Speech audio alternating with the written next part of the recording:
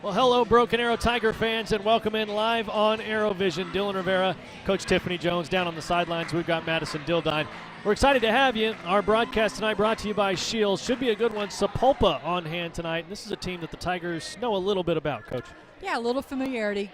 Coach Caleb's been there for a long time, and they execute, run their things, and it's up to us tonight to take care of our business and do what we do. And we'll see if they can do that. Quick trip, quick thoughts with Coach Coffey coming up right now. All right, Tigers girls basketball on the schedule tonight. We've got Broken Arrow taking on Sapulpa. Coach Shane Coffey here with me. Coach, you already know a little bit about this team. You guys met them at the very beginning of the season. What do you remember from that time? It seems like so long ago, you know, in a lot of ways, but it was the beginning of what has been a really good season for us. But going into that game, we knew that they were a team full of athletes, a team that was going to change things up defensively and try to, you know, just rush you. And, you know, in first game scenarios, you're always a little concerned to how your kids are going to react to situations like that. But our kids worked really, really well as a team. We moved the ball, got a lot of high percentage shots, and were able to come away with a pretty easy victory on that night. Game 1 is always a little different than game 15. How does that translate over into today's game? You know, I think both teams are on the upward trend of growing, you know, and trying to put themselves in a position where they're getting better, and we're both jockeying for position in district play.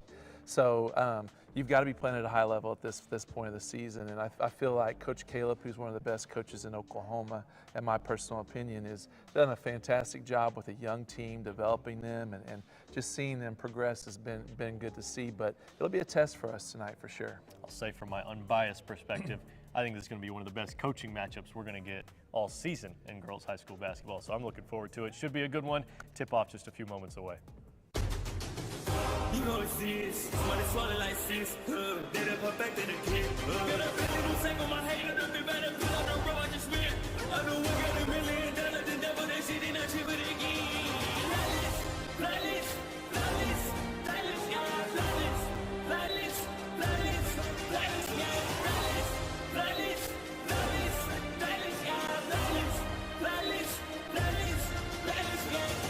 you know it's this, take a perk and talk it and see. Money swallowed like sis, did it perfect in the kid. Got a really new tank on my head, don't be better, put on the road, I just win. I know we got $1 million, the devil, they shit in that shit, but again.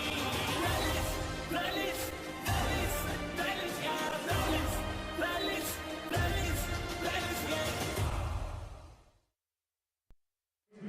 It is just about game time here inside the Tiger Fieldhouse. Broken Arrow taking on Sapulpa. The lights have gone down. The atmosphere is building. It's just about time. Things heating up inside. It's nice and cold outside, though, isn't it, Coach? It is like so cold, it's kind of like worse than standing outside is worse than being an antelope hunter in Siberia. It is cold outside. I don't know where you come up with these, Coach. Well, before we get into everything with the starting lineups and everything with just this matchup in general, this is a team that Broken Arrow on paper has looked like maybe the favorite going into the spring and into what looks like tournament time is coming up just around the corner. Right. Do you think that Broken Arrow's one of those top-tier contenders? Because it really feels like it after the last few games. Yeah, absolutely. I think we have the pieces of the puzzle.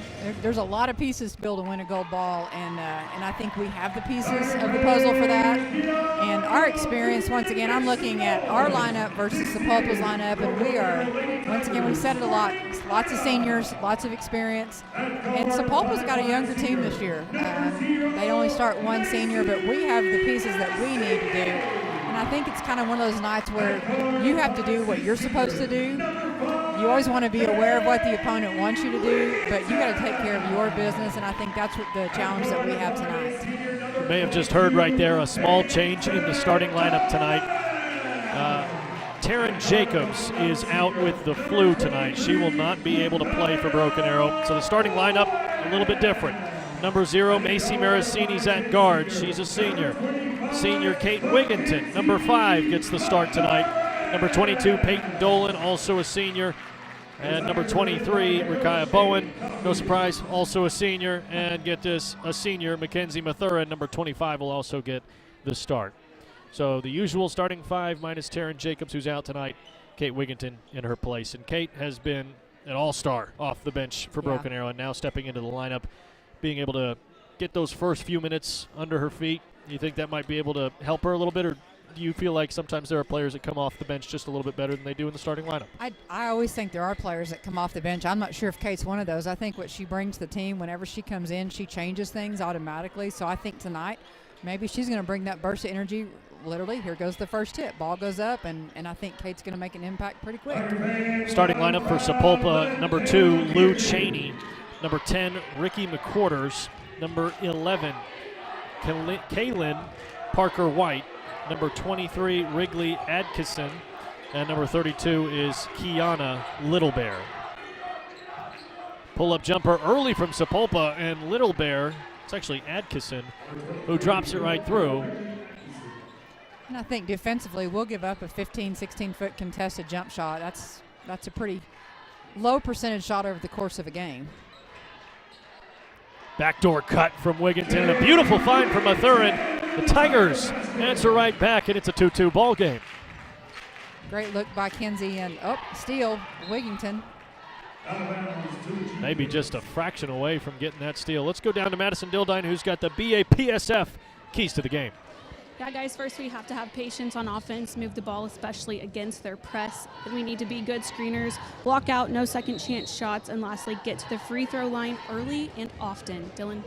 Madison, thank you, and thank you to the Broken Arrow Public Schools Foundation for bringing us the keys to the game. It's pretty important that they get the rebounds tonight. Union was able to get a lot of rebounds early on against Broken Arrow. We saw Enid start out with a possession where they had 2 or 3 offensive rebounds. Got to box out and get the boards. And I think that's one of those, especially like McQuarters is so quick. So Pulpa's going to be disciplined. They're usually pretty good about crashing the boards, and so we've got to, once again, we've got to do a good job making contact. We can't get out and run until we get the rebound, but we do want to run. Want to make sure you finish off those runs. A turnover here. Sapulpa going the other way with it. Ball kicked outside. This is Parker White.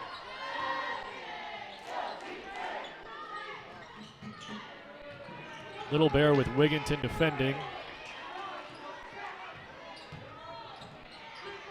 Drive inside, can't finish. That was McQuarters that got around Mathurin, and now Broken Arrow taking over on offense. Mathurin gets right around McQuarters, and she'll finish at the rack. It's a good look. Hesitation, take it right to the basket, and we'll take that shot. That's points in the paint, and that's what we need to capitalize on tonight. Mathurin comes into this game averaging just over 21.5 points a game, 5 rebounds, 2.9 assists, 2.2 steals, 1.1 blocks, filling up the stat sheet.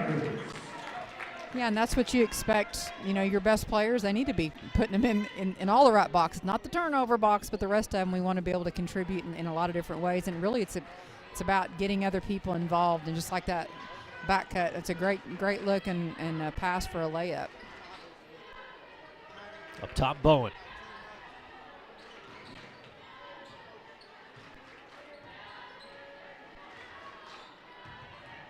Mathurin pulls up from the mid-range, rattles it in.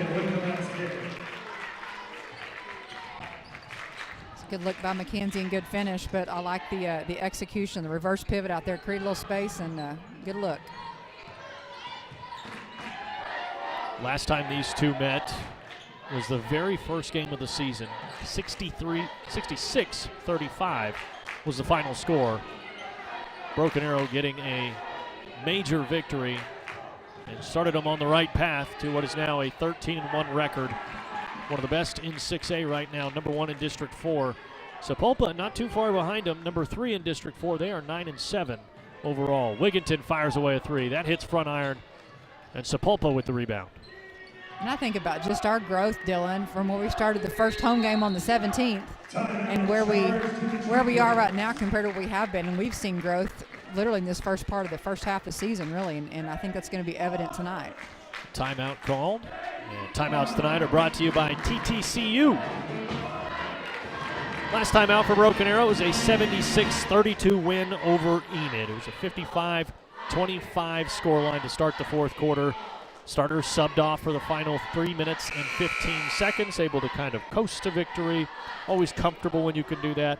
And you get into that comfortability level when you've got Marasini hitting 6 3-pointers on the night. I think we talked about just the look on her face, like the first one went down and it was like she was feeling it and she wanted the ball. And so I thought her teammates did a great job of getting her the ball. You got to know who's got a hot hand. And when they got a hot hand, keep feeding them. Because that's, I mean, once again, who cares who scores the points when they're wearing Lady Tigers across the front of the shirt? It was a great response to her Thursday night performance. Had a tough time against Union. Wasn't able to get all the shots that she wanted. Had a few looks that she really liked but just didn't drop. She was frustrated by the end of the night. You could see it on her face. But they got the win, and they moved on. And Friday night, able to hit 6 3-pointers and really turn that around. And what a roll-in for Kiana Littlebear. That was like slow motion. Sat up on the rim at the 3 ball for Sapulpa. Now Bowen's going to try to answer back from outside. Hits back iron. Rebound, Mathurin driving inside and fouled down low. Love an offensive rebound, just getting in there, shot goes up, long shot, long rebound. I love that we talked about the boards once again, but when we start crashing the boards every possession, except for maybe whoever's your safety getting back, and we're going to get some second shots, and McKenzie just showed that again. Mathurin hits the first free throw. Free throws tonight brought to you by First National Bank.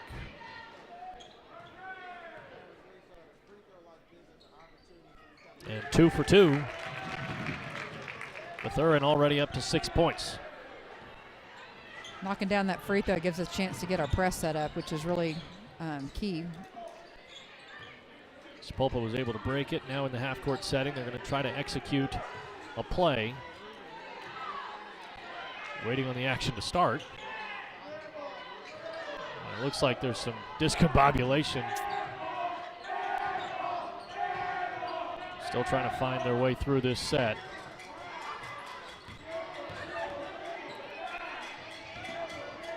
It's great defense by the Lady Tigers. Yeah, that'll be a foul on Wigginton. Boy, that's the first time that we've seen Kate get beat off the dribble by Cheney right there. I mean, that's she bothered Union on Thursday night.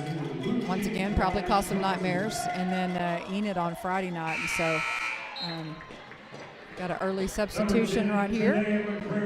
Janiyah McCrary in for Kate Wigginton. And McCrary has been seeing some good minutes this season, averaging around 12 minutes a game. Getting a couple of points and a couple assists. And she is just a sophomore, one of those players that you can point to as a future Tiger that we will see a lot more of. And surely the ball will be in her hands a lot in the coming years. Yeah, and Dylan, what's nice is that she's bringing the ball up the court and letting Macy really move to a 2-spot. Rakaya Bowen drills the 3-pointer. 3-pointers tonight brought to you by Arrow Group. I hope you get to say that a lot tonight, Dylan. Lots of threes.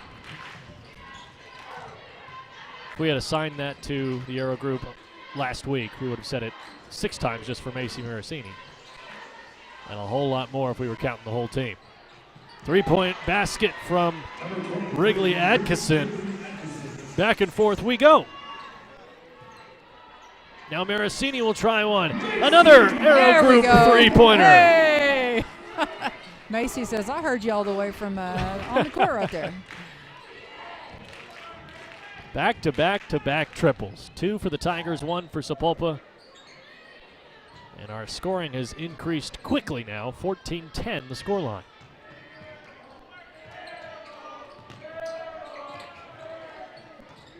Cheney dumps it off to McQuarters. Pulls up from mid-range. Shot won't go, but the offensive board. Now Atkinson inside, right-hand layup, off the glass, no good. Now Marasini in control. Slowing things down, thought about the pull-up. Mathurin will try the pull-up, and it won't fall. McQuarters now pushing the pace. Outside, Cheney, the open 3. Offensive rebound, Sapulpa. Flung up a second chance, but won't go, and it'll be Tiger basketball. It's like Mathurin getting in there, mixing it up. You know, Atkinson had a good look there, just kind of was out of control on the rebound. we've got to be aware of her all night long, because once again, that's not somebody we want to give up numerous offensive rebounds to, because she will capitalize after a while. So we need to, I think that's an area that Coach Coffey won't be super happy with in this first quarter, but something we can definitely look to improve on during the game. Mathurin just above the elbow. Gonna take her defender on the dribble, gets right past Cheney, right-hand layup won't fall. Rebound Sapulpa.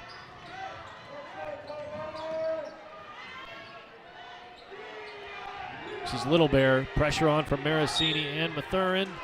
And an out-of-bounds call, so a turnover. Well done defensively by Marasini. It's like using the sideline as an extra defender right there, and she went right into it. And it was good discipline to not reach and pick up a silly foul. Just using her body to make Little Bear go where she wanted her to go. Soraya Matthew is on the floor. We'll see some big minutes out of her to replace Taryn Jacobs' time. Shot went left off of Mathurin's hand. Chieftains the other way.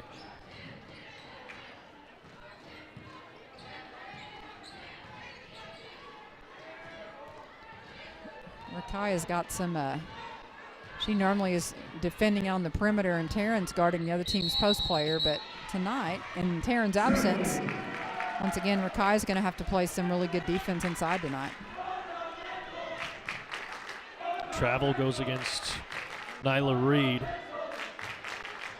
Just over 30 seconds remaining here in this first quarter. Into the corner, McCrary. Skip pass over to Bowen. She'll try the three-pointer. It's too long. Stolen away by Bowen.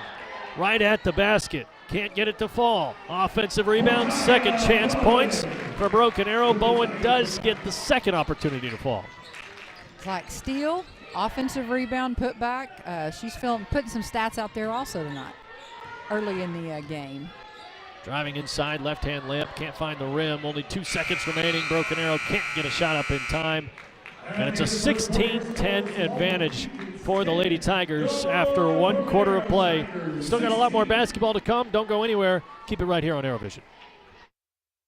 While you are teaching someone special the nuances of keeping the wheel steady, we can provide you means for you to maintain financial equilibrium. First National Bank of Broken Arrow. First people put people first. Around the clock, throughout eastern Oklahoma, we're devoted to improving the health of our communities, our home. We are your friends and neighbors. We are the people of St. Francis.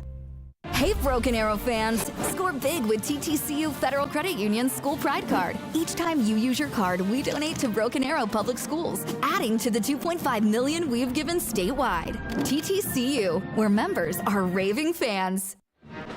16-10, Broken Arrow in front by 6. Dylan Rivera here with Coach Tiff Jones. Madison Dildine is down on the court, and she was just listening into that timeout. Madison, what did Coach Coffey have to say? He said, hey, listen, this is pretty reminiscent of that first time we matched up against them. He said, we have got to wear them down this quarter so we can make a run. We have to play with a high level of intensity. Dylan? He's always talking about intensity and aggressiveness. He wants these girls playing as hard as they possibly can. Well, and I think, once again, that's just a mindset, and when you're playing with that level of intensity and you're really pushing tempo and getting after people, it does wear people down. And we're deep, and we've got experience, and I know we're missing one tonight that gets a lot of minutes, but we're a lot deeper than most teams are, and as the game goes on, that is something that's very difficult to overcome. When we say when your bench is short, it's hard to do. Mathurin trying a little bit of a floater shot and couldn't get it to go. Cheney fires a pass up ahead, and it goes out of play. Got a young roster on that Sapulpa side. You mentioned it in the early going. In the starting lineup, there's one senior, and that's Wrigley Adkisson. And after that, it's 2 juniors and 2 sophomores. Right, and Sapulpa's had a lot of experience the last few years, and so they're constantly refilling, reloading. That's just what they do over there, and so that pressure in the backcourt, that's what caused that turnovers. She was feeling she had to get rid of it quickly, and as a result, makes a poor pass.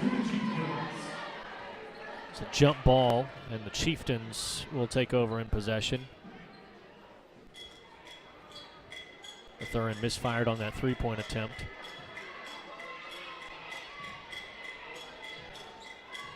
Seven minutes to go here in quarter number 2.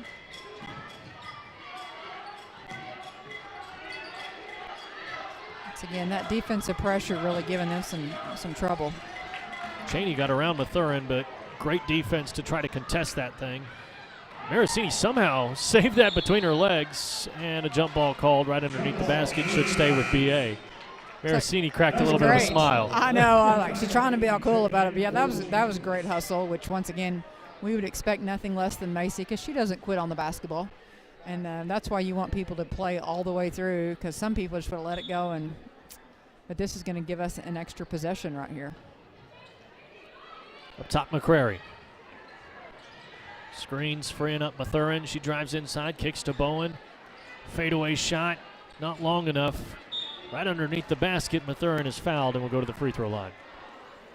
I think Mackenzie got the memo. Once again, we got to make up for Taryn's rebounds tonight not being there. And she's crashing the boards really on both ends tonight, leading us so far in rebounds. First free throw good. For Broken Arrow, mentioned that they beat Sapulpa 66-35 in the first game this season. But before that, last time that Broken Arrow met with Sapulpa was in the 22-23 season. They lost twice to the Chieftains that year, 70-41 and 55-53. Sapulpa went 25-2 that year and won the 5A state championship. That was a very special team that Coach Caleb had then. Mathurin with a huge block right underneath the basket, and now it's Tiger basketball. Great physical control right there by Mackenzie just to get her hand outstretched and not make contact with the body. Tried to get the layup on the other end, couldn't do so. Now right underneath the hoop, drawing some contact, can't get the second chance to fall either. And Sapulpa working on breaking that press down. Atkinson down low, spins into contact, and she will go to the free throw line.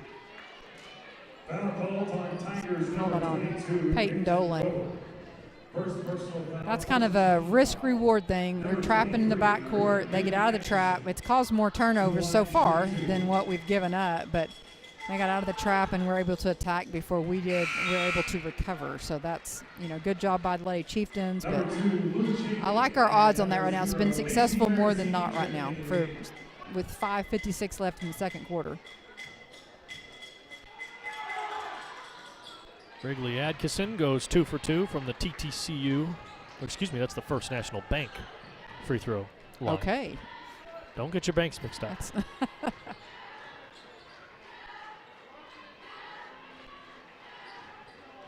At the top of the formation, it's Matthew, and she feeds it down to Marasini. Great backdoor cut, great finish off the backboard. Sapulpa will often over-pursue and deny so hard out that they're going to get beat off back cuts, and if you can read that, plant your outside foot and back cut, you're going to have layups down there. We just got to be able to make the pass. Great defense by McCrary. Had a hand right on the basketball and just realized it for only a moment. She could swipe down at it, and she got it. Ball stolen away now. Dolan feeds it to Marasini, and they'll slow things down. Dolan from way outside. Yes!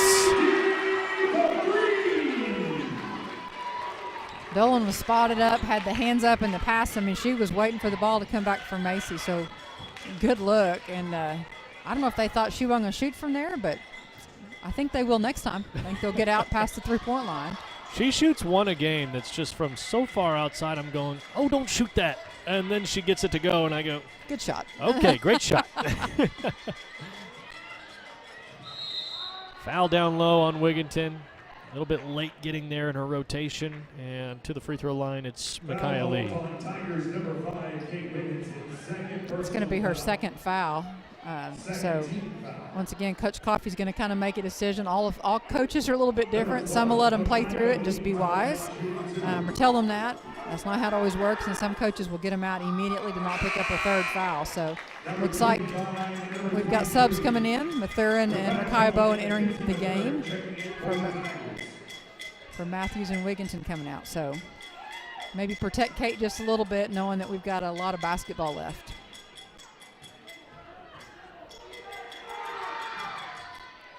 Second free throw drops. 23-13. McCrary with the blow by and then goes right to the rim to finish. It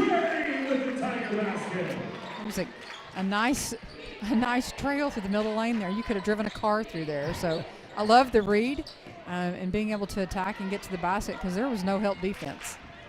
McCrary's got that quick first step. If you don't react in time, she's already behind you. Yeah. You get to see the back of the jersey. That's what you see. Pass fired way too hard and goes out of play. There's no way Cheney was going to handle that one. And Tigers take over now. Had a lot of hot sauce on that one, didn't it? Oh, yes. Once again, that's just sometimes when teams get a little frustrated going against someone that's been pressuring, you start making some passes like that. And we're seeing that a little bit of maybe from that inexperience or not as much experience from a young Lady Chieftain team. Mathurin pulls up just short of the elbow.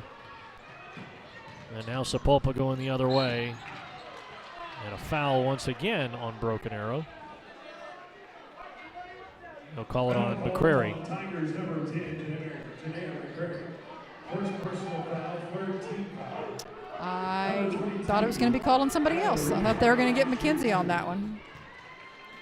And I would say as a coach, I mean, like, that was going to be a really tough shot. I'd hate to give up a foul right there if it was a super close game right now.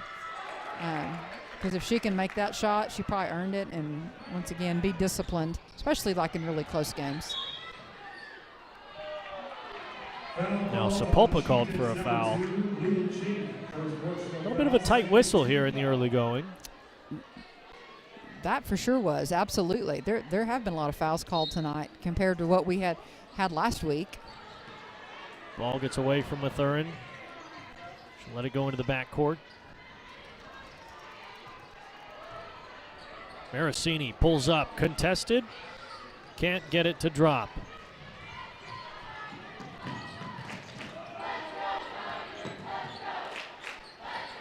Cheney outside. She will get it to drop. 25-17. Now Mathurin from the corner. Misfires.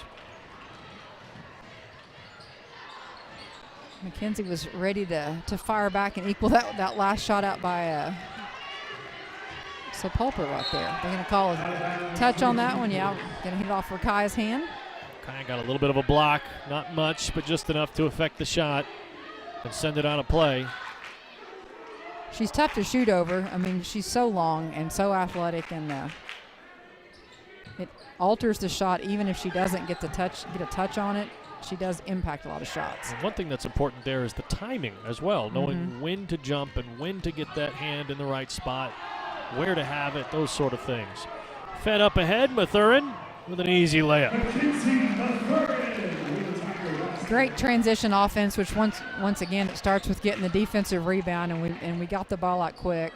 And good job by McKenzie to fill that long diagonal pass.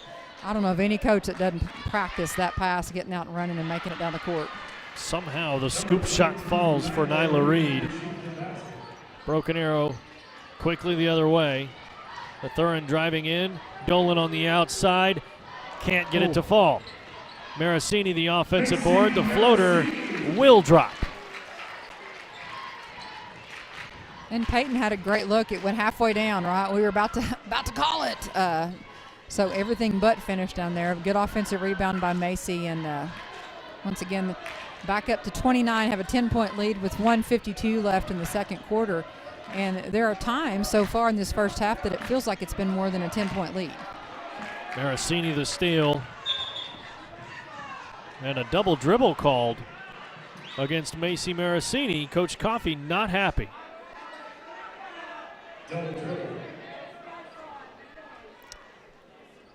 A little confusion on that call, I think, maybe. I don't know.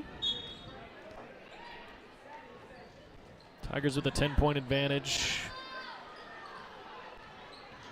maybe not too terribly worrisome at the moment. Jostling for position inside. The foul called against Mathurin. Foul called on Tigers number 25, Mackenzie Mathurin. First personal foul. And there's Fourth team foul. Reed posting up at the elbow. I'm not sure I want to get into a too physical of a post-up match when they're 15 feet from the basket. Cheney drives in from the wing. Marasini's there to poke it away. Now going the other way. One-on-one with the defender. Tries it. Got it. It's a great finish, an opportunity for the old-fashioned three-point play, right? I'll tell you what, Macy gets the touch. Peyton picks it up and is able to get out and run in transition. And Macy, once again, she's going to take it right to them and draw contact. And she's just so strong that that's the importance of physically being strong to be able to go through the contact and make the shot, draw the foul. It's the first National Bank free throw to fall. 13-point lead for the Tigers now. Marasini with 10. One thing I noticed with Marasini's numbers, they take a significant jump in district games. Averages 13 points per game on the season, 5.1 rebounds, 3.8 assists, 3.6 steals. You go to district games, and she's averaging 15.7 points, 5.5 rebounds, 4.5 assists, and 4.5 steals. And really, even those non-district numbers, they are solid. I mean, they really are. So, offensive rebound. Rakai kept it alive, and McKenzie was able to pick it up. And back to the free throw line we go. 1:09 to go until halftime. You want to, I mean, you talk about you want to win every game. Every coach wants to win every game, clearly. But those district games, because once again, when we introduce the idea of districts into 5A and 6A, I mean, that's what's going to set you up in the playoffs. That's important. And so sometimes you don't ever want to lose a game, but those district games count just a little bit more. Ball stolen away by Mathurin, right underneath the hoop. A lefty layup is good. I think our pressure is really starting to take its toll on Sapulpa. Reed across the timeline. Fed down low, Little Bear was open. Fed outside Cheney, three-point ball is good. We got a little lost on defense, didn't get matched up. Oh. Mathurin. McCrary got away with a little bit of a carry right there. Kick out to Bowen. She'll try the three-pointer. Front iron.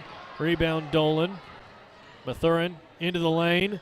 The finish is good. You look up now with at the end of the maybe the last possession here. Cheney tried that left-hand layup off the spin. Done that once or twice tonight. Hasn't gotten it to go just yet. 38-22, Broken Arrow with a 16-point lead at the intermission. Handling business, doing what they needed to do. This is kind of what we expected as far as the score goes from Broken Arrow. Yeah, and I mean, I was just getting ready to say, like, you look at even our point distribution right now, but McKenzie and Macy have combined for 26 of our 38 points right now. And so really, I think our pressure, and that's been not just those two, it's been everybody that's been on the court has really pressed the ball a lot, and it's caused turnovers for Sapulpa, which has been offense for the Lady Tigers. Broken Arrow on the season is averaging 64 points per game, and they are on track to reach that number. 38-22. We'll take a break. Come right back for the third quarter and the fourth quarter live here on ArrowVision.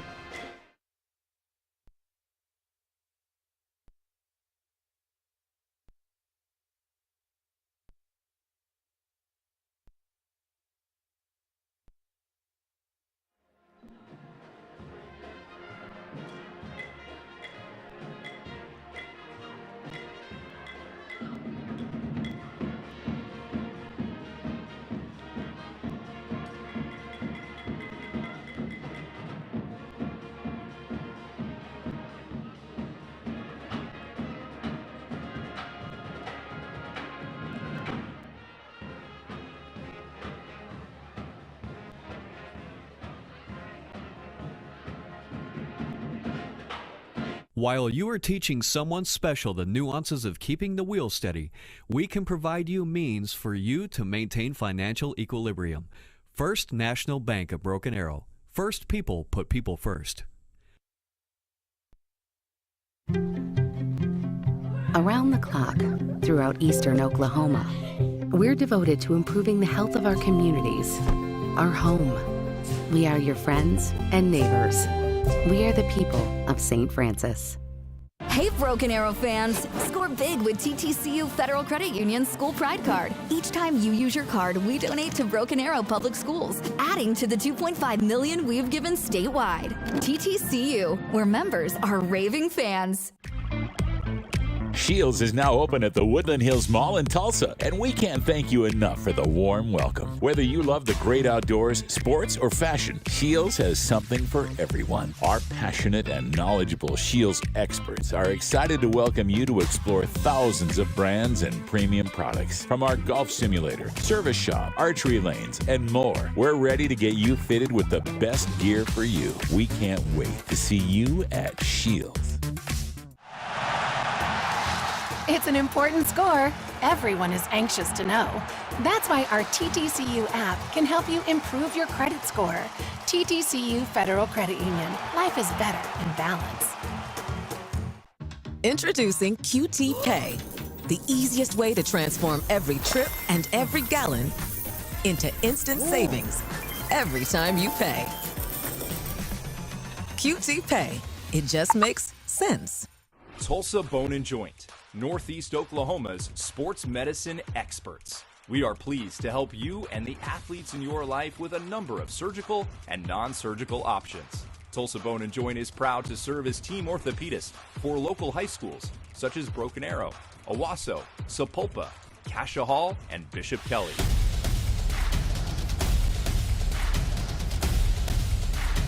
Tulsa Bone and Joint, moving life forward. Introducing QT Pay, the easiest way to transform every trip, every treat, and every gallon into instant savings every time you pay. All within the QT app.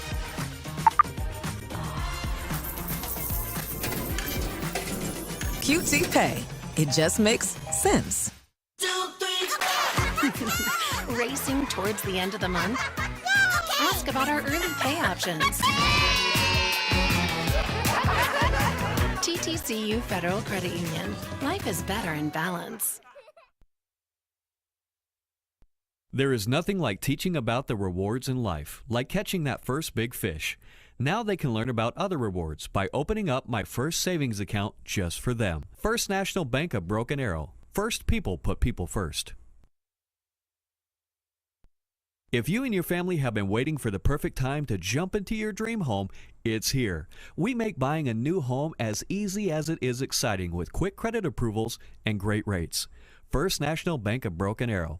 First people put people first. Your side hustle keeps you moving. We'll help you get where you really want to go. TTCU Federal Credit Union. Life is better in balance.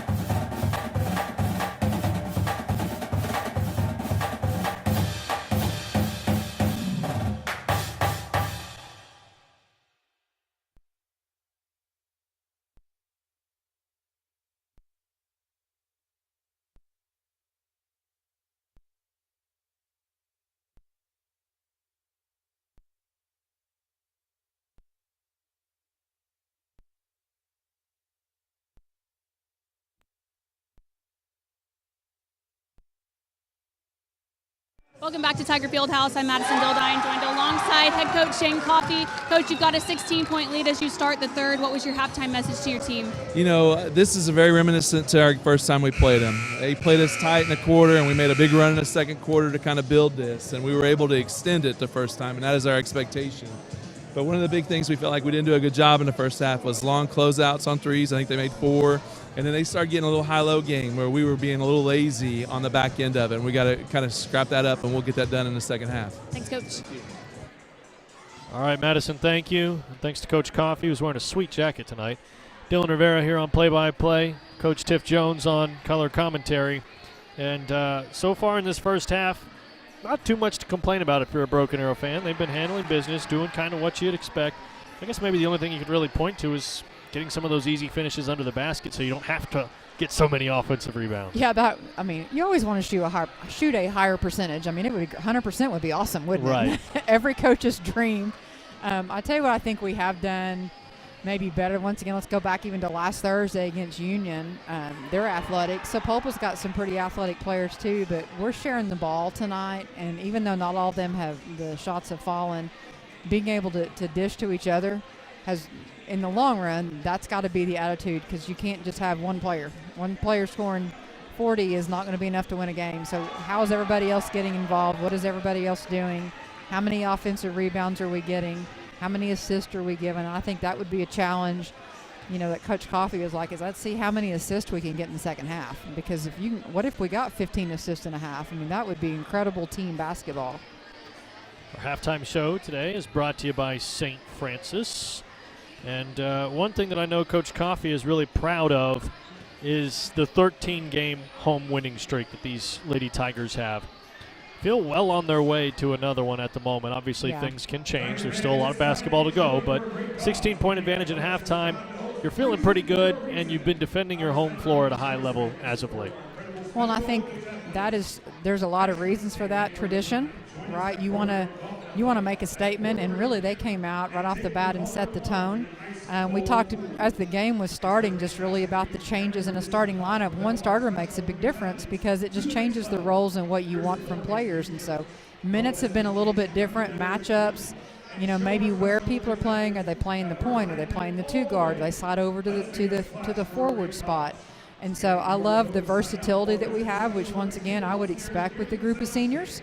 You ought to be able to mix them up a little bit. And these are the games that when people are playing maybe a little bit different out of a rotation, something like this is going to happen in March or late February, and we're going to have that experience now, and that's good for our players to have that experience so it's not the first time, in the state tournament or area finals or something like that. So I love that we're getting to learn tonight, and we still have a 16-point lead as we start the third quarter.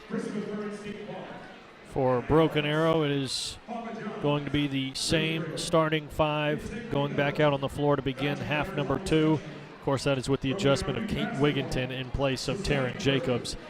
Sapulpa has their original starting 5 on the floor as well. And for Sapulpa, they've won 7 of their last 8 games, and they're 7-3 against 6A opponents. So you came into this thinking, this is a talented team. This is a team that could give Broken Arrow some trouble, but so far handling business.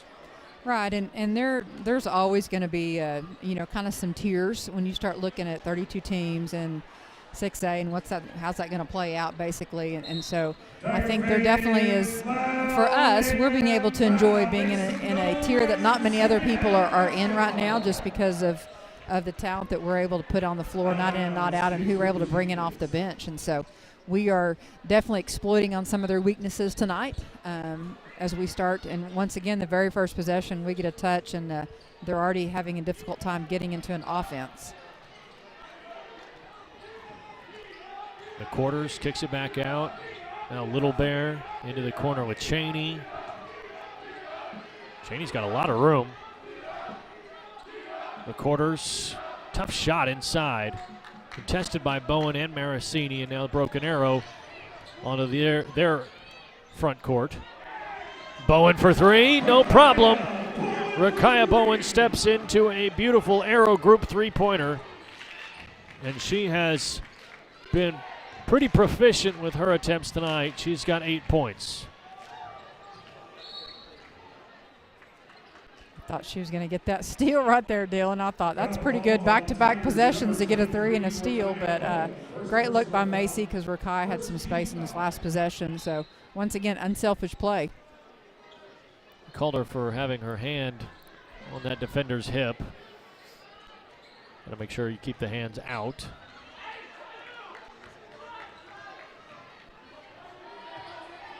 Little Bear, bounce pass inside McQuarters, goes right through Wigginton's chest. Still can't buy a bucket. Now Marasini across the timeline.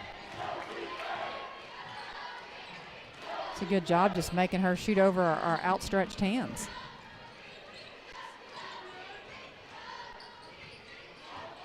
Mathurin going to work. Right block fadeaway is well short of the basket.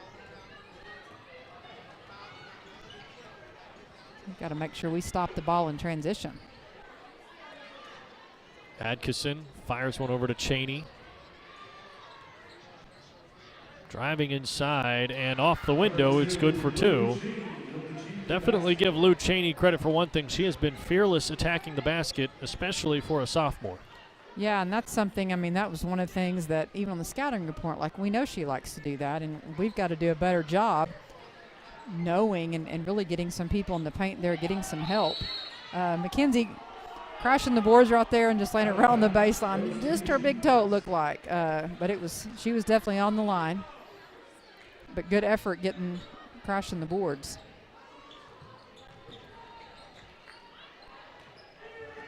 Ricky McQuarters pushing it forward.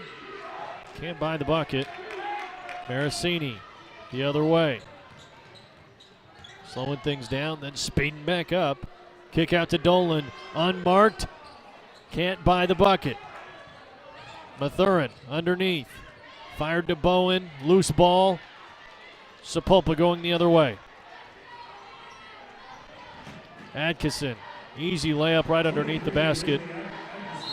And a timeout for Broken Arrow. Coach Coffey not happy with how that last few moments have gone. I'm going to guess that he's talking about getting back on defense in that transition because, once again, they've been able to drive in the paint. We're not getting back, and this is going to be one of those where he's going to talk about, don't worry about the score. We got to keep playing hard, and I don't know that he's happy with our intensity, and we say that word a lot, I know, but I'm not sure he's super happy with that right now, and I don't have to even look or try to read his lips. I think it's probably the focus of the huddle, and he's going to want to, once again, we need to pick it back up and not have a quarter where we drop so much because we're going to face an opponent one night that we can't afford to drop in intensity or it will come back to haunt us. You mentioned that transition defense. You remember our beginning of this broadcast, the keys to the game brought to you by Broken Arrow Public Schools Foundation. The very first one was transition defense. Well, I'm going to say that's pretty important if it was listed first, right? And let's see on this next time we score, or if they get the ball back, how we sprint back and find the basketball. Kate Wigginton from outside. Absolutely, she'll knock that down.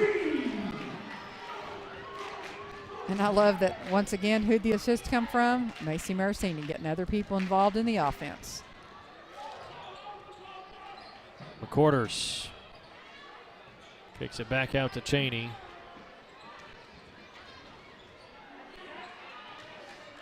Little Bear fires away.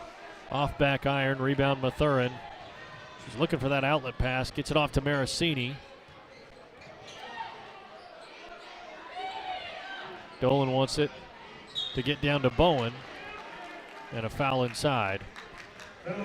Could hear Bowen all the way up here, asking for the basketball down low.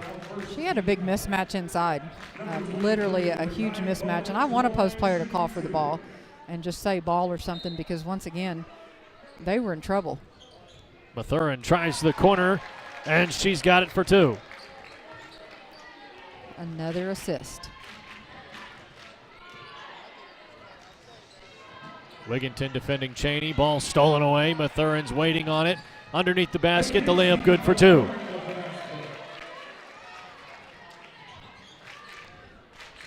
That pressure, once again, giving the Lady Chieftains all kinds of fits. Over to Atkinson. Now Cheney.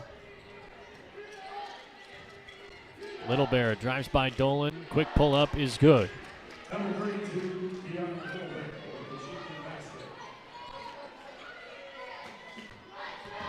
That full court pressure is really giving Sapulpa fits right now. Marasini fed outside to Mathurin. Absolutely, once again, the Tigers knocking it down from outside. Arrow Group, three-pointer. Tell you what, shooting the ball well from the outside, and when you can score inside, get some offensive rebounds and putbacks, your defense is creating offense. Macy with the steal, yeah. That's defense to offense right there. It looked like the pass was intended for. Hit her right in the center of that zero. And she took off the other way with an easy finish. And a timeout for Sapulpa. It'll be a full timeout. Coach Darlene Calip wants to talk things over. She's had some success not only at Sapulpa but at different levels. Right. And she knows that this is not the right way to be playing. The momentum has changed, and really our defense, I mean, my goodness, I would say it's kind of like our defense, we've been all over them like rats on a Cheeto. I mean, just getting after them, and that's created offense. And, I mean, we talked about pressure last week. It's really added up on them, and our defense has created this change in momentum in the game. And I will go back to the timeout. I think Coach Coffey got on in that timeout. We came out a different team. Since that timeout, I believe they've only scored one basket. There's that steal and layup for Marasini. She could literally walk into that layup. Had all kinds of time. Nobody there to stop her. And Marasini is, for all the credit that we give her as a rebounder and as a facilitator and as a scorer, averaging 4.4 steals a game in district games. That's a lot. That is a very high number for steals. And really not turning the ball over very much either. I mean, you look at the assists to turnover ratio and the steals defensively, she's going to get after people and cause problems. So, Madison, I know you've been listening in down there on the floor. What did Coach Coffey say? He said, hey, listen, intensity on defense has got us going here. We need to continue that approach, and we cannot let up, guys. 53-28. That's a 25-point advantage for you quick mathematicians out there. And Coach Coffey has been comfortable enough that over these last few games he's been able to have that message of just don't let up. Obviously the Union game was a little bit of a challenge, but since then it's been smooth sailing, and this one so far has been that same way. And another rebound from Marasini right there. Brought it down into the front court, now driving inside, stops quickly, feeds it back out to Wigginton. Nearly a miscommunication there, but still connected, still in possession. Matthew mishandles the ball. And now the Lady Chieftains pushing it the other way. Atkinson down on the baseline, fed down low, kicked outside. Cheney for three, off the mark. I thought Kate did a good job that time making her shoot over her hands. Not closing out with your hands at your knees, and really that impacts the shooter. 3-point shot from Wigginton in the corner. Can't get it to go. McCrary underneath, and a foul on Atkinson. That play created by a steal from Marasini. Just keeping, those extra possessions. And there are nights sometimes when the ball just doesn't go in the basket, and you've got to have those extra possessions. And so tonight is maybe not one of those nights because we're up by 25. Make it 26 with 1:49 left in the third quarter. But there are games where that will make a difference, and those little things can become really magnified when it's a 2-point game or a 1-point game.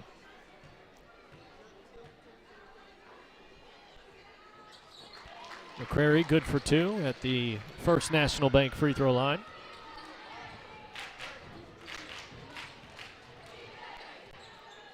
Atkinson up top.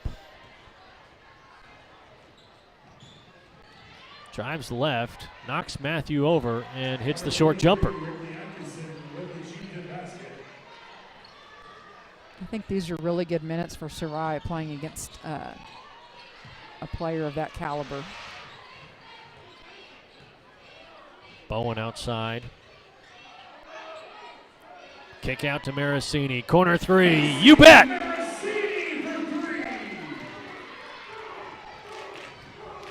Tigers look on the money from outside.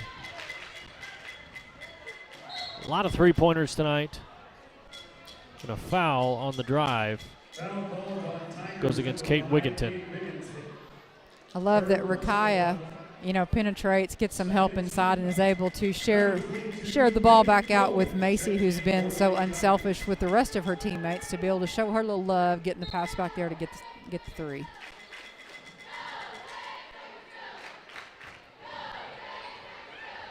Little Bear.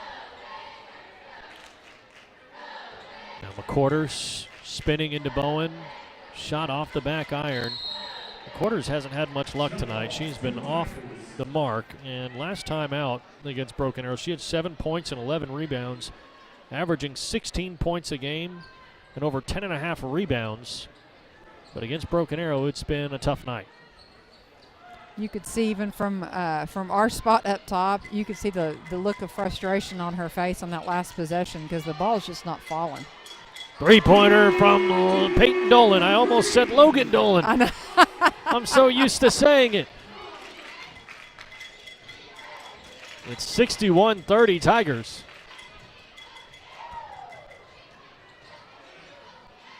Drive in. McQuarters finally gets one to go through. And that will bring a sense of relief for her. Corner three from Cheney. Off the mark. Offensive board, Sapulpa, and we've got a wedgie. For everyone that doesn't know, when the ball's stuck like that, it goes to alternating possession.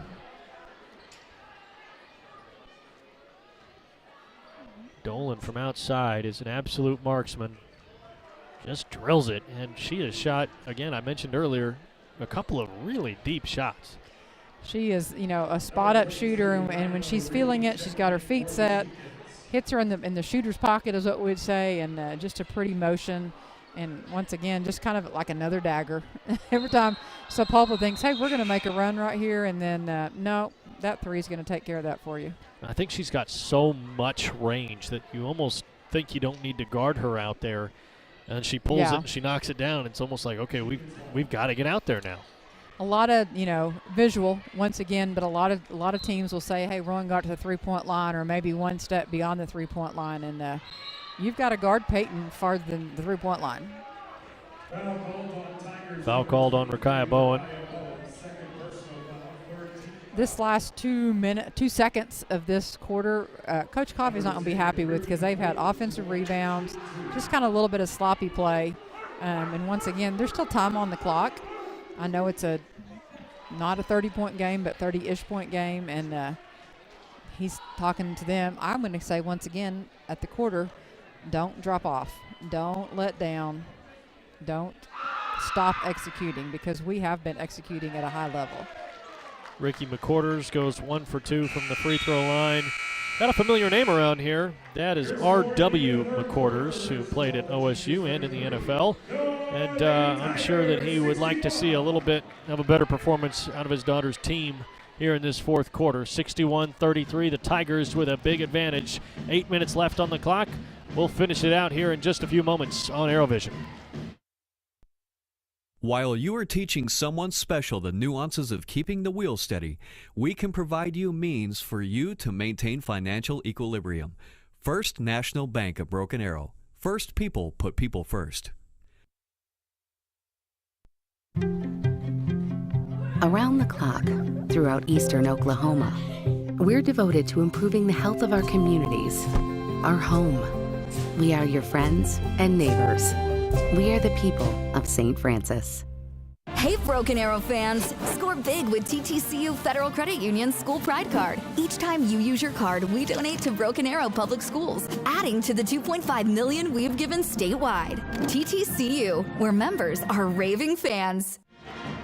We're back live here on ArrowVision. Dylan Rivera with Coach Tiff Jones and Madison Dildine down on the sidelines. She was just standing behind the huddle. Let's go down to Madison. Coach said, hey, listen, we're going to go into a history lesson right here. He said, we saw this almost exact point difference when we saw Jinx before the Christmas break. He said, we just got sloppy out there. The little things are big things. We have to value every possession. Dylan? All right, creating a championship culture in the little moments. Tigers hoping to compete for a gold ball this year. And they are on the right track with a 13-1 record, 7-0 in district. Looking to make it 14-1 and 8-0 tonight against Sapulpa. You know, Dell, in the third quarter, we outscored Sapulpa 23-11, and really the defense created that deficit for Sapulpa, but that's the kind of intensity that we need to have. Great feed inside from Dolan to Soraya Matthew, who was right underneath the basket, uncovered. And that's about as easy a two as you're going to see. See how we respond defensively now. Little Bear up top. Over to Cheney.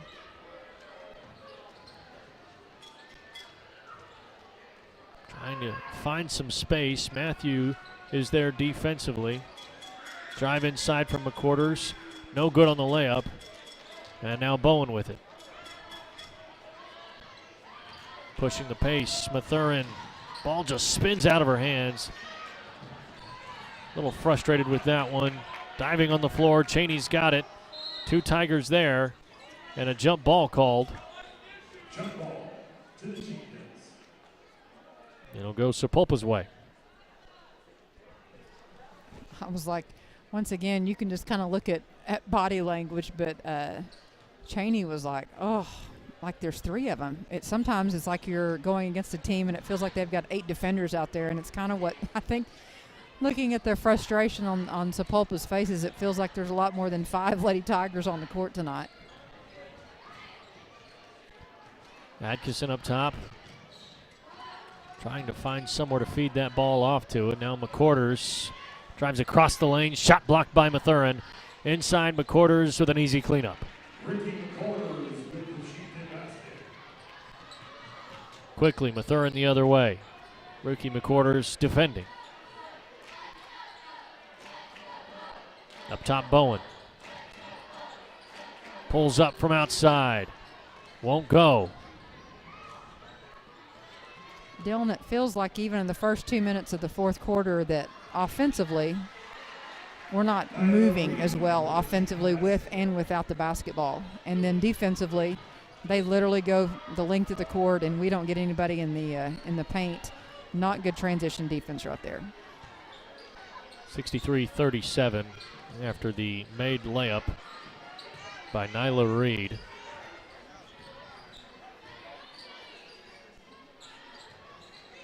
Mathurin's up top, tries a long two-pointer. Won't drop. Now Little Bear trying to get around Dolan. Tigers nearly force another turnover, and now it's numbers for Sapulpa. And again, Nyla Reed with an easy layup and a timeout for Sapulpa. Well, and just man defense principles. We don't want to help up the court, and you can help across, but don't help up the court, and we helped up the court, but they've had a couple possessions where they've been able to get in the paint, and we haven't had great help defense. We weren't sprinting back, finding the basketball, and I know I've coached a long time, but man, you don't want to, once again, the little things, they will become big things, and I will tell you from the voice of experience, like, you better do every little thing right if you're going to win the last game. And you can't have minutes or 30 seconds or just empty possessions, because that creates momentum for the other team. And that right now, like, Sapulpa has a little bit of momentum. I know it's 63-39, but Coach Coffey's, once again, he's not just preparing for the short game tonight, he's also talking about what it's going to take to win in the long run. Well, it's moments like these when you need your leaders to step up, and a lot of seniors all across this roster, and that's a beautiful pass and nearly a beautiful finish from Marasini. Ball just rolls out of the rim, and now a second chance. She's got it this time. Peyton poked that one out on the backcourt, and Macy was able to pick it up and finish it. But you've got so many senior leaders on this Tigers roster, and I asked Coach Coffey last week, is there any one of them that really takes a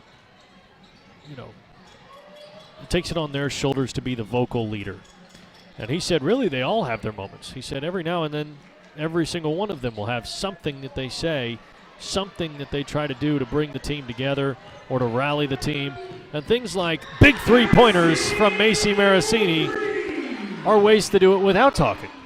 So Macy's having the scoreboard do her talking tonight, isn't it? Because she definitely, she's having, let's go back, she's got 20 points tonight with 4:20 left in the game, and then to finish last week like she did, maybe that was it for Union. That was it for the season, and now we're going to be on a roll offensively, but she's shooting the ball really well right now. She's definitely got the hot hand, and 20 points tonight is a big exclamation point to a couple of really good performances. But the point I was trying to get to with being vocal leaders is you've got a player like Taryn Jacobs who isn't out there tonight, and that may have an impact deeper than just the scoreline, may have an impact deeper than just the box score. Yeah. And you have players out there that do more of the chemistry bench work than you do, points and rebounds. Yeah. And I think the physical part of the game is, there are players that are going to score more, and there's going to be people that are going to be better rebounders. There's the physical part of the game, but leadership is much the same way as that difference in roles and how they lead. And you've got people, and let's talk about Taryn, who's just kind of the steady Eddie, right? She's the glue. She's just calm. She will say stuff, and we saw it last week. We commented during the Union game about her getting people together. But you know what you're going to get with Taryn and what she provides. And you've got that, and we talk about Kate's spark coming in off the bench normally, what that looks like. And you've got Mackenzie is a prolific scorer who is really rebounding the ball better and better. Even think about from her sophomore, let's look at Paitlin again, from her sophomore year on. We've got all these players that are doing different things. And Mathurin's drilling threes. Yeah. An Arrow Group three-pointer for Mackenzie Mathurin, and her point total up to a whopping 26 now. Another good job defensively as well. Second chance points for McQuarters. But I think you can point to so many different players on this roster and point to their roles, and sometimes it doesn't involve them getting 20, 25 points a night, but it involves them making shots like Rakaya Bowen does. Being there defensively, using her length to trouble shooters. That's one thing that Bowen is really good at. Peyton Dolan is a great shooter. We talked about it a little bit ago, how she can stretch the floor. You can see so many different players with so many different strengths that you can put them into different positions and have them compete together, and kind of all goes together as one big cohesive unit. Right, and I think, somebody that we don't talk about a ton really is McCrary coming in and what she does, because once again, when Macy's shooting the ball like she is right now, it's you get her a lot more shots if you move her off the point. If McCrary gets the ball off the court and you can move Macy around someplace else, get her on the wing where she's out running, because she does do that so well. I love what that opens up, but it's a different look. And if you haven't been around the game a whole lot, you're like, it's still 5 people on the court, but it does make a big difference. Say Kate Wigginton stepped out of play. Be Sapulpa basketball, 2:55 on the clock. And a reminder, we've got boys basketball action right after this one. The boys taking on Sapulpa in a 6A battle right here live on ArrowVision. Atkinson inside. She'll kiss it off the glass for 2. It's a good high-low look, and once again, just defensively, we've got to be up the line, and so you don't get sealed down there, but we didn't do it. We were playing level, which makes it easy to get pinned, and they were just able to capitalize on that. We talked about the stretch that Broken Arrow was on last week, 7 games in 11 days. And it doesn't get a whole lot easier with the Jinx Union tournament on the schedule. Broken Arrow now going to have 5 games in 11 days. Obviously had a 3-day weekend from school, so maybe that helps rest you up a little bit. And I know that Coach Coffey has been stressing to the team about doing the ice baths and meeting with the trainer and doing all of those sorts of things to make sure you're taking care of your body. Is that like doing the little things, right, Dylan? Yes. On and off the court. Yeah, and it's just that time of year. I mean, there's a lot of illness going around, and once again, it's a long season, and so just taking care of your body and making good decisions. And when you have an opportunity to rest, I want to say it was nice to have a day off of school yesterday. So I know I took advantage of it. Inside, a great finish from McQuarters. And she is now up to 10 points on the night. And I would say that's probably one of the more difficult shots she's had tonight. I mean, she's missed some that are it's uncharacteristic for her. Wigginton to Dolan on the wing. She's got it. Another three-point basket for Peyton Dolan, and PD's three-point shot is dropping. This is once again evidence of student athletes putting in the work and getting lots of shots up, because you don't shoot this high a percentage unless you've been in the gym a lot of hours, and so kudos to them. And now a few substitutions, but a quick timeout before those substitutions will get any time. It'll be number 11, Scarlett Shell, number 21, Jaylee Atchison, that will be joining the other Tigers on the floor. Soraya Matthew, Kate Wigginton, and Janiah McCrary out there as well. I think they may have switched this from a 30-second to a full timeout. 1:20 to go, 78-47 scoreline. Broken Arrow in the Jinx Union tournament coming up next. And anytime you've got a tournament on the schedule, those are big.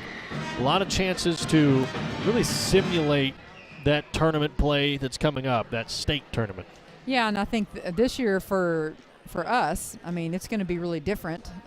Our players haven't been to the state tournament every year, so this is going to be a newer experience for a lot of them. But really the change in format this year, the fact that it's spread out, historically it has been a Thursday, Friday, Saturday event, and that third day, I mean, it does change everything. Now, if you've got a deep bench, it's going to have less impact. If you've got a short bench, it makes a bigger impact. When you're playing 3 days in a row and you're playing high-level competition, which you may not have played 3 games like that, 3 days in a row before. And so it is anything that really kind of gets you ready, because there's nothing like game conditioning. I mean, there's really not. We do a lot of conditioning as basketball coaches, but getting ready for that next level and for those 3 games. So having the day split this year and having it, the first game on a Tuesday and you've got a little bit of rest, I think it's going to be interesting to see how it affects the state tournament, because once again, this is the first time it's ever happened for 6A. Tigers just hoping to hold on to the lead they have. Don't want to give up any sort of quick swings. Obviously the game is out of hand and the Tigers will win tonight, but don't want to give Sapulpa a reason to go home happy. Talk about those little teachable moments, and even in the final minute of a big victory, there are still teachable moments. Right, you want to execute. You don't want to turn the ball over, and I would say don't be sloppy. And we've got back-to-back turnovers, and I know Coach Coffey is like, don't turn the ball over, because some of these players are players who are going to be playing, and they're going to be playing in March, and so don't get into bad habits. And you never know about the health of the team either when it comes to March. I know that's one thing that Coach Coffey has talked about, is this is relatively the same team that Broken Arrow had last year, but they weren't healthy, and so they weren't able to compete all the way up to that state championship game and that state semifinal round. And a big three-pointer from Scarlett Shell, steps into one and stripes it. And it's going to be players like these that may have to step into big roles come state tournament time. And right now, Scarlett Shell at least has proven she may be worthy of some playing time.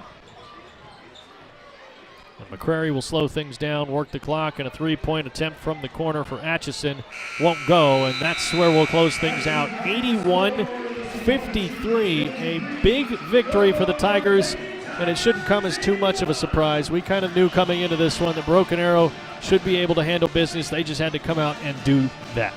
Well, and this is an interesting stat I think tonight, is that I've got 8 different players with assists. And I think if you told any coach, hey, you're going to have 8 players who are going to be dishing the ball to the people, it's not just the point guard, but that's a great team stat tonight is how much we shared the ball, and that defense really creating the offense that was the difference maker in the third quarter tonight for the Lady Tigers. Our postgame show is brought to you by Tulsa Bone and Joint, and it's a big victory for Broken Arrow. We'll name a player of the game here just after we talk to Coach Coffey.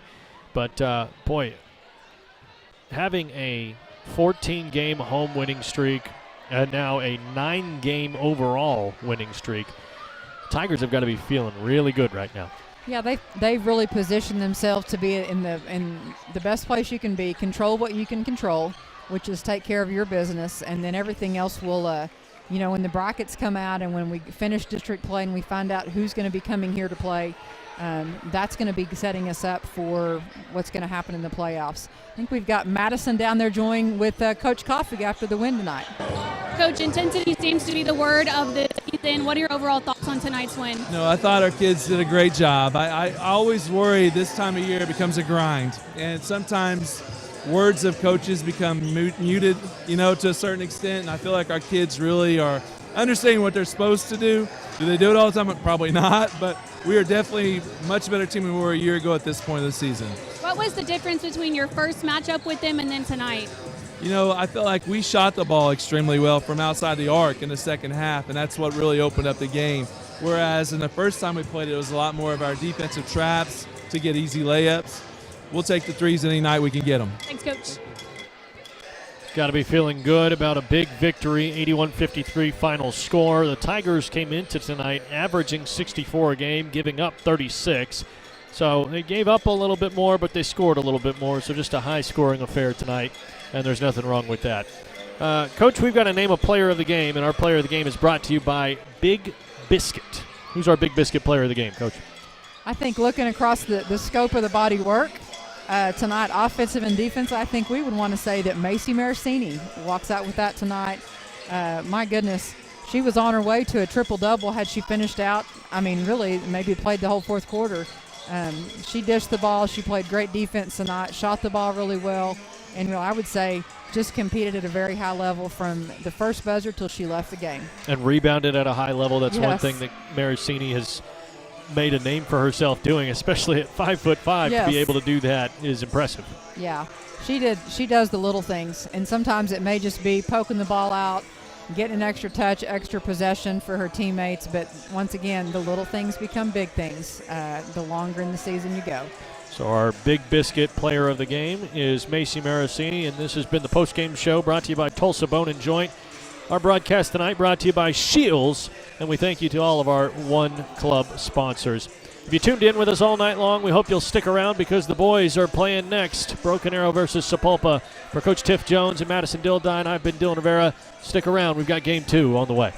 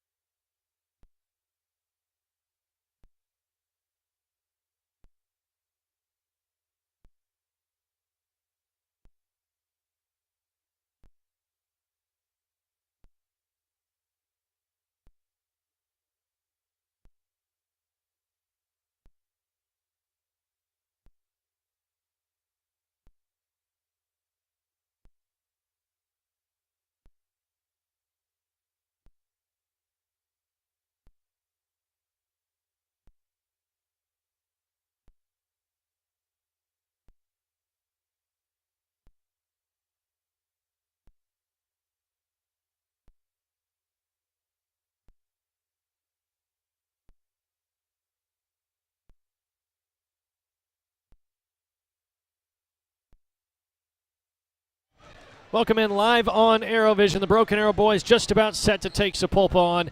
I'm Dylan Rivera. Greg Spencer with me. Madison Dildine down on the sidelines. Our broadcast tonight brought to you by Shields.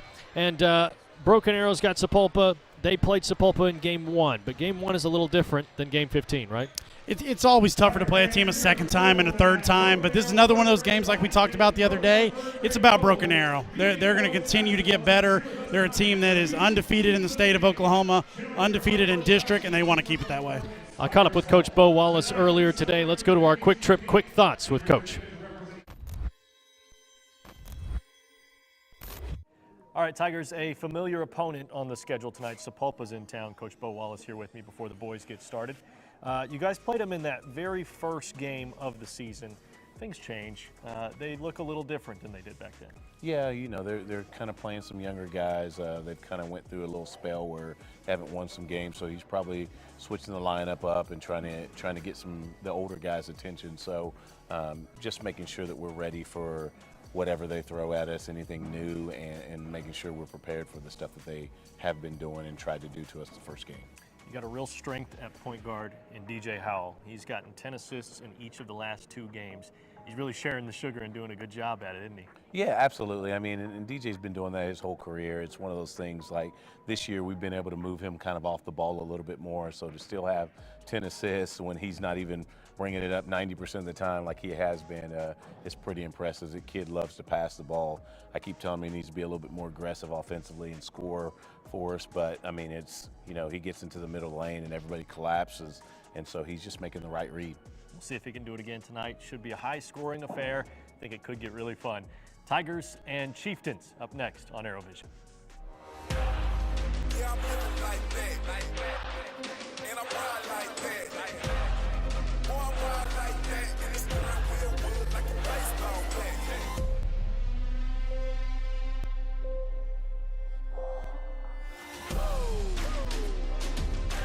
Ice cream cake job. Ice cream.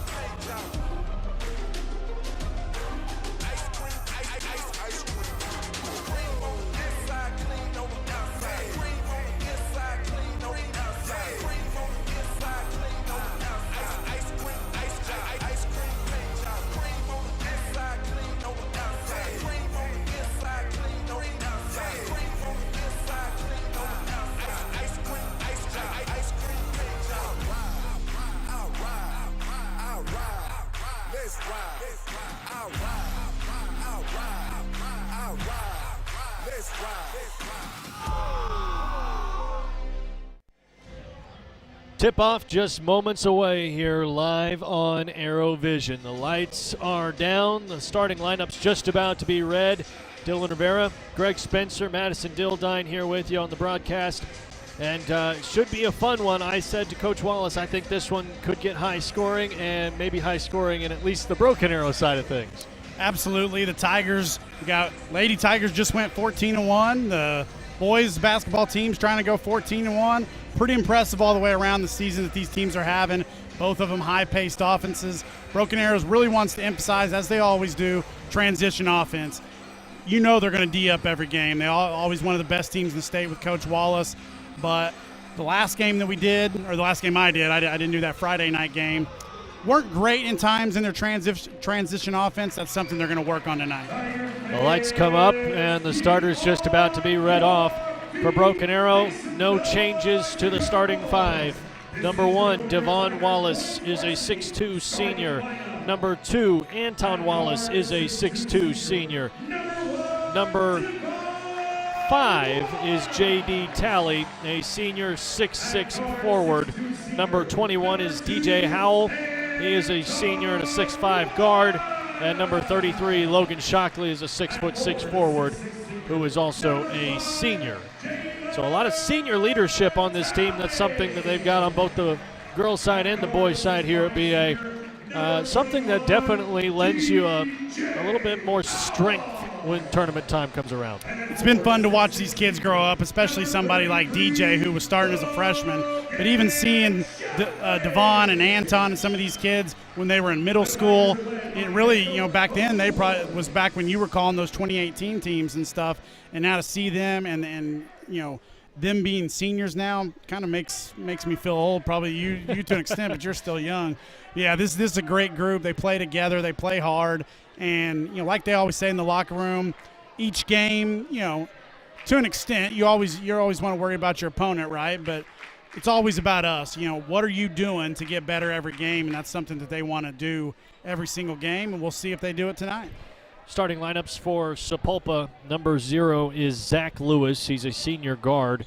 Number 2 is Roman Poindexter, a sophomore guard, stands 6'3". Number 3 is Jace Parker, a sophomore guard, 5'10". Number 10 is Landon Barber, a freshman forward, 5'11". And number 21 is Jaden Lanham, and he is a senior forward at 6'4". Well, fun fact for Poindexter, Dylan, he's actually a son of a former player that played for my dad, and his dad is actually 6'10", 6'11", so as a 6'3" sophomore, he may be having a lot of growing to do left. May have one of those Anthony Davis-type growth spurts coming his way. Anton Wallace outside, kicks to J.D. Talley in the corner. Can he buy it? Yes, he can. And that's the right way to start things. Friendly touch there by J.D. Gets the home rim to go in, and good start for the Tigers. That's being familiar with those rims is what that is. Quick handoff up top. Trying to drive by Howell. Talley's there to help, but a great finish inside by Zach Lewis. Number 0, Zach Lewis for the Chieftains basketball.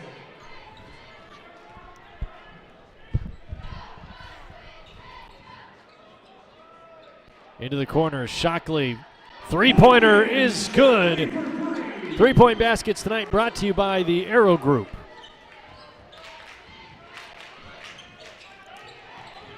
Nothing like a good start to the game by having your two biggest guys on the floor knock down threes. Let's go down for Madison Dildine to give us the BAPSF keys to the game. First, we need to focus on defensive rebounding and then attack the paint, and lastly, communicate on both ends of the floor. Dylan. All right, Madison, thank you so much. 6-2 lead right now for Broken Arrow, and Logan Shockley climbs the ladder, dents the rim, and the Tigers are up by 6. Logan came to play tonight, getting up, shooting it from the outside, dunking it on the inside. Good start. Coaching staff over with BA trying to get the attention of the referees. Logan Shockley put that rim at a 45-degree angle after that play. And if you're looking for a highlight start, how about a corner three and a dunk from Logan Shockley? Can't get started much better.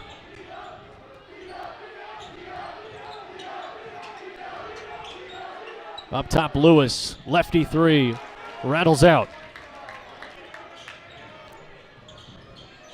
Now it's into the corner, Anton Wallace, he'll try a three-pointer. It's a little long, but J.D. Talley's got the board and the finish inside. Well, the big men for Broken Arrow showing that size and athleticism early on with all 10 points, Dylan. Talley using his length to deflect the pass. And as it was going out, Jace Parker touched it, and it'll be Broken Arrow basketball. Want to give a shout out to the birthday boy on the floor tonight, DJ Hal. His mom just informed us today was his birthday, so happy birthday, DJ. Backside again, Shockley! Defense doesn't matter. Couldn't quite drop the hammer. Nice soft finish on that one, but still. Sometimes that's beautiful. what you got to do, whether the pass leads you. A lot of times guys just get themselves into trouble trying to force that dunk, but he made a great catch and a great finish, and here's the replay. Howell with a great feed inside. We talked about it last time we were on the broadcast together. Those lob passes are not easy. DJ's outstanding, excellent passer, great vision. And he's been playing with these guys a long time. They got a great connection. You saw it right there.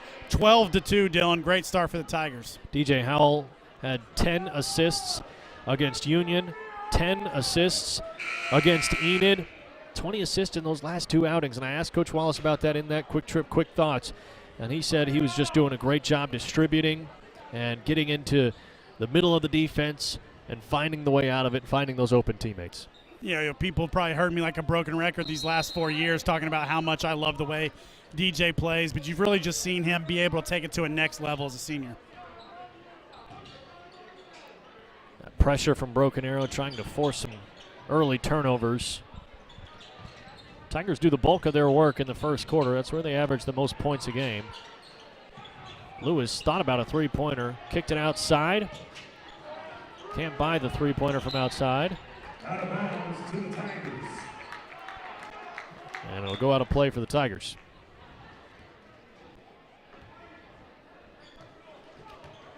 These two teams met earlier this season. Broken Arrow beats Sapulpa 82-30.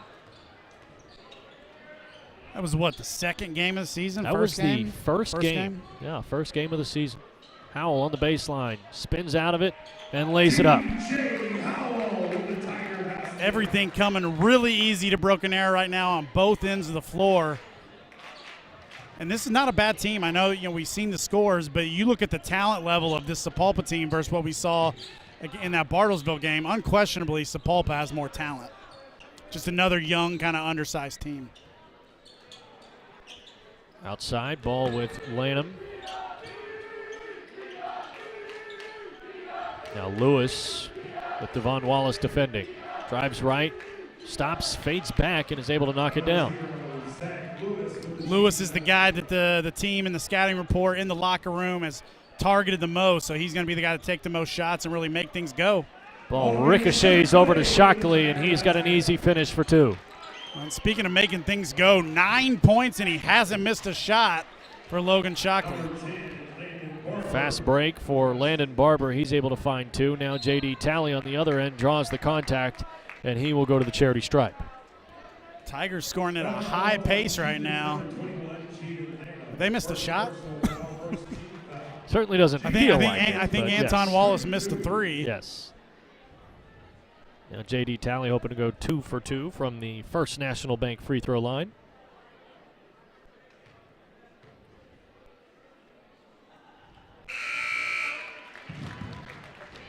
One for one.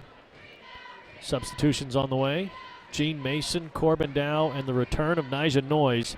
He's been dealing with a sprained ankle and returns now after missing 2 games.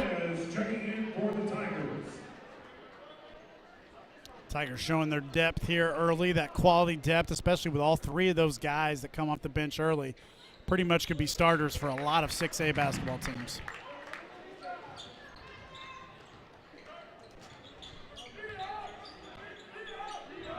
Lewis up top. 18-6 deficit for the Sapulpa Chieftains.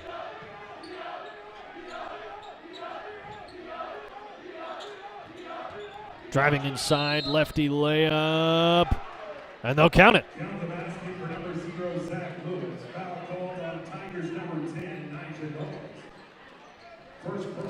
Nice job attacking the paint in there for Zach Lewis. One of those lefties, a lot of times it's you get so used to forcing people to go left. Sometimes you forget about you need to force those lefties to go right. Howell kicks to the corner. Noyes drives baseline, and his first shot back from injury drops right through. Nigel's never met a shot he didn't like, and he liked that one. Nice job driving baseline, instant offense off the bench. That was not an easy floater. Three-pointer, high arcing, is off the mark for Roman Poindexter. I want to talk about how, a very subtle thing there, but that rebound. Short floater good for J.D. Talley. That rebound there by DJ, just the way he came and got that, anticipated off the rim, immediately had a kind of high wire along the baseline there, looked up floor, Tigers get a steal. Noyes on the fast break. Ball poked away, can't quite finish it off. Ball still bouncing around, the Tigers get it back. Outside, Howell from deep range. Can't get it to drop. That went about halfway in. Popped right back out.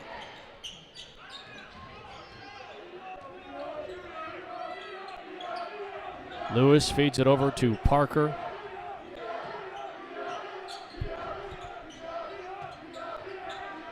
Gene Mason defending. Now three-point attempt from the corner is off the mark for Lanier Everett. Noyes goes baseline again. Mid-range jumper won't go. Saved by Talley, but it goes off of DJ Howell and a foul. Goes against DJ Howell. First personal foul. Second team foul. 13-point lead for Broken Arrow. Last time out against Enid, it was a 77-58 win. Tigers were able to pull the starters with 3:38 to play, but the bench unit was outscored in those final couple of minutes, 16-3. Broken Arrow only allowed 12 first-half points. Some of the impressive stat lines: Corbin Dow, 16 points. He was the high man on the night. 16 points and 4 rebounds. Did that in just 16 minutes. DJ Howell, 9 points, 5 rebounds, 10 assists, 4 steals. J.D. Talley, well, how about Dow? Fast break opportunity, met at the rim. Good job defensively by Lanier Everett. I was going to finish things off with J.D. Talley, 10 points, 6 boards, 3 steals, 3 blocks against the Plainsmen. Impressive job there by Everett as Corbin went up for a possible dunk, and he was able to meet him at the rim and send it back. Stays with Broken Arrow.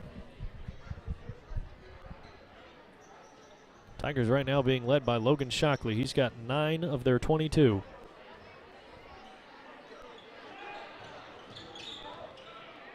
Dow to Anton Wallace. Off back iron.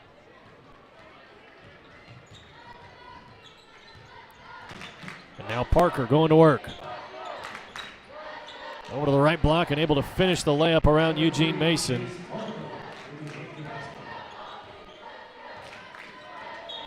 And now Gene Mason called for a carry.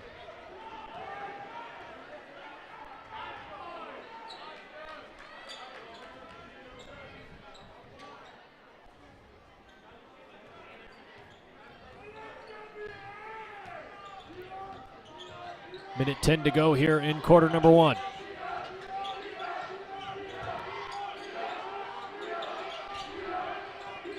Lewis feeds it to Parker. He'll try a three-pointer. Yes. Young Chieftains hanging in there with a nice little run to get back with an 8. Mason feeds to the corner. Shockley closely guarded. Outside Dow. He's got a three-point opportunity. Won't go. Since that friendly roll that JD had on the first three-point attempt, the Tigers have had some struggles getting some three-point looks that were good, just not quite fall in. Gene Mason fouled on the layup attempt. And it goes against Tyler Morgan. Number 3, Gene Mason to the line, shooting 2.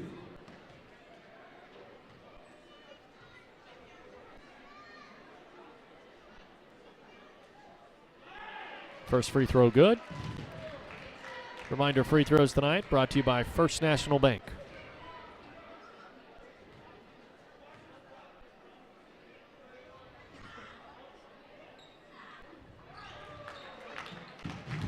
And 2 for 2.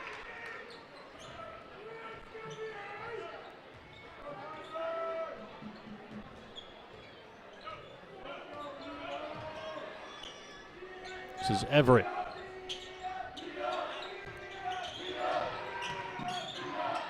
Gets by Shockley and feeds it off to Morgan. And Corbin Dow's going to pick up a foul for being in the wrong place at the wrong time.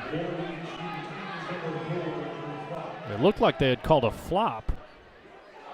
Well, maybe he looked confused as well. So did Coach Wallace. Shockley quickly the other way, loses control on the way up, gets it right back, and an easy 2. I wouldn't say it was that easy. He did lose the ball and have to immediately get it back. Nice awareness. We'll give him the turnover and a steal and a bucket to keep him perfect from the field. Lewis, the lefty, 3 to beat the buzzer. It's 26-17 as quarter number 1 comes to an end. 8 minutes left until the intermission. The Tigers in front. While you are teaching someone special the nuances of keeping the wheel steady, we can provide you means for you to maintain financial equilibrium. First National Bank of Broken Arrow. First people put people first. Around the clock, throughout eastern Oklahoma, we're devoted to improving the health of our communities, our home. We are your friends and neighbors. We are the people of St. Francis.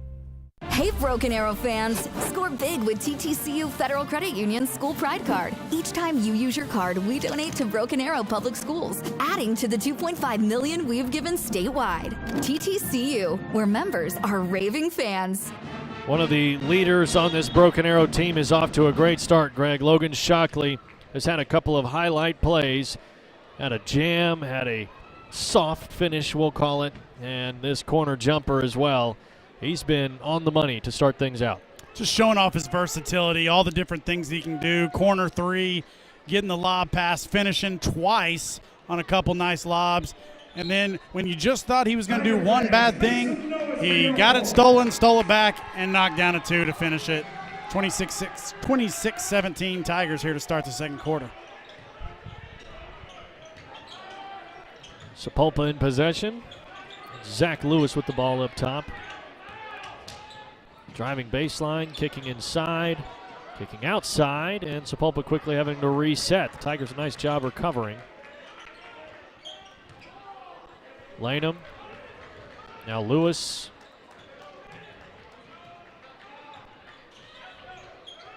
Sapulpa doing a better job taking care of the ball here in the last few minutes of this first quarter into this first possession.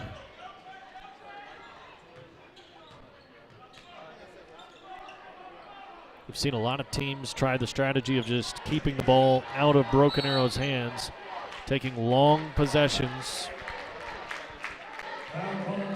And a lot of times that's the result it ends up in, is you don't end up getting a shot off. So there's got to be a balance there. You don't want to just sit there and milk the clock, but you also want to look to attack. You know, Sapulpa's a team with some guys that can score, but if you're just passing around the ball, passing around the perimeter with no purpose, you're going to end up just turning it over. So that's what we saw there. Corbin Dow coming around the perimeter, feeds it to Gene Mason. Quick pull-up, off back iron. Now Parker.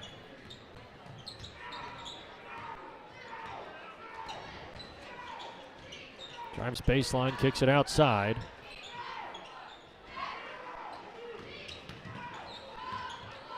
Now this is Everett.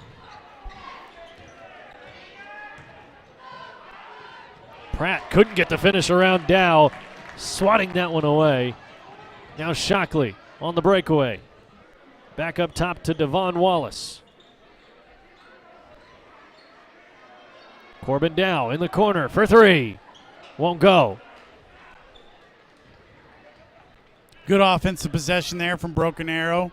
Unselfish, saw some shot fakes, some penetrating kick, got a good look, but just didn't knock it down. That's really kind of where we stand right now. It seemed like we got out to a hot shooting start and have since cooled off, especially from outside.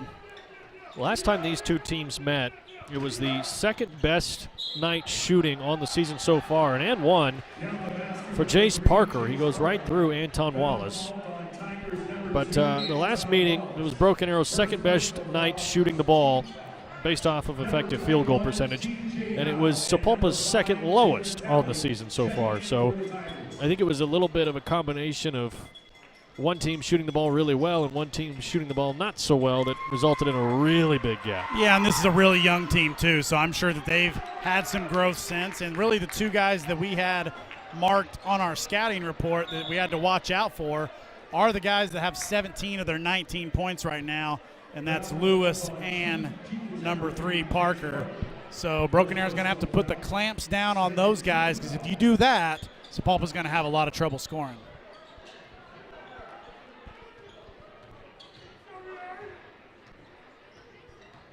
Devon Wallace turns the corner, feeds it outside to Howell. He'll take a three-pointer. It's short. And a foul underneath the basket. And that's what I call a thought about it three, or think about it three.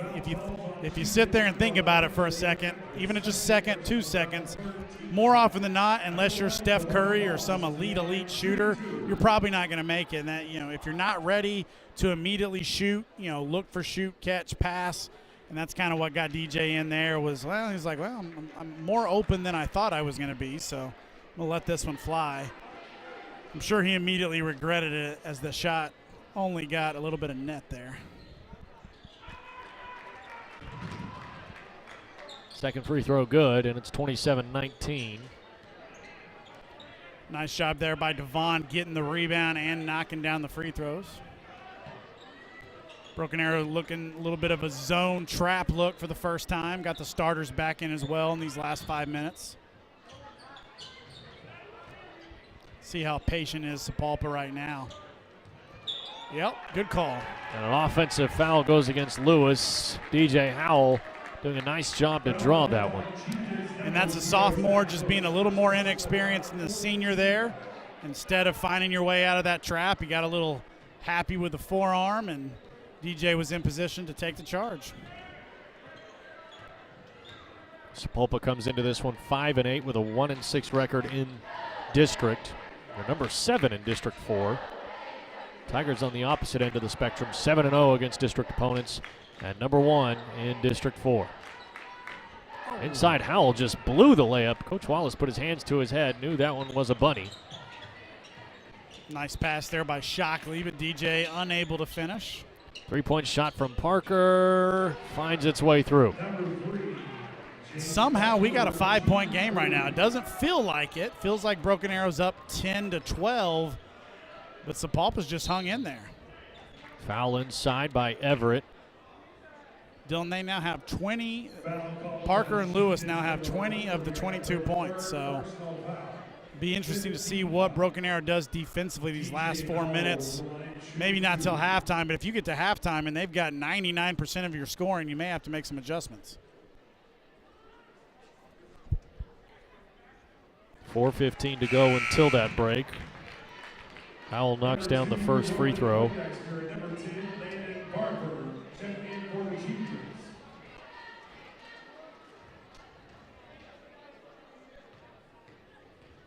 The only other bucket so far on the night came from Landon Barber.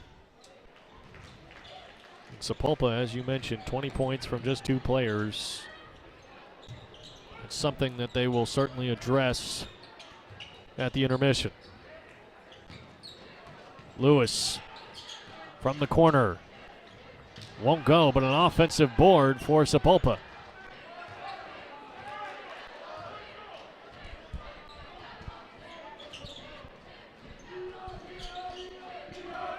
Outside, it's Lanham. Fed inside to Lewis, trying to get around Shockley. That's a tough task. Those long arms reach out and swat it away. Devon Wallace fakes the 3. Fires it across the court to Shockley, who's good for a long 2. Nice job on the little hesitation dribble and the kick out. Once again, Logan continues to be on fire. Unfortunately for him on that time, his shoe size was about 1 size too big, and he only got a 2.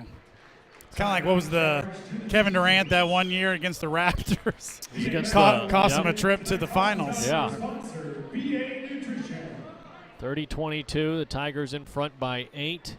We got a TTCU timeout right here.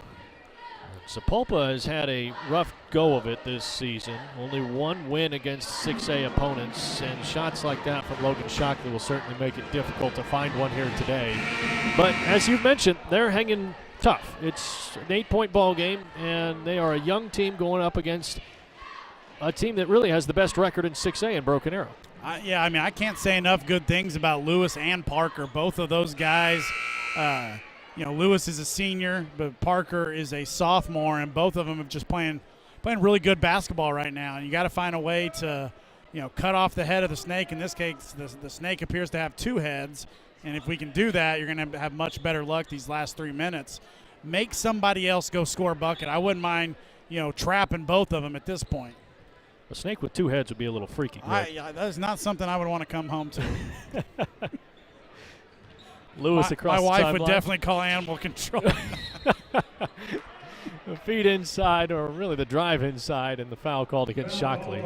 Well, and whatever happened there at the timeout did not get through to the guys on the bench, because immediately Zach Lewis takes it to the rack and is at the free throw line.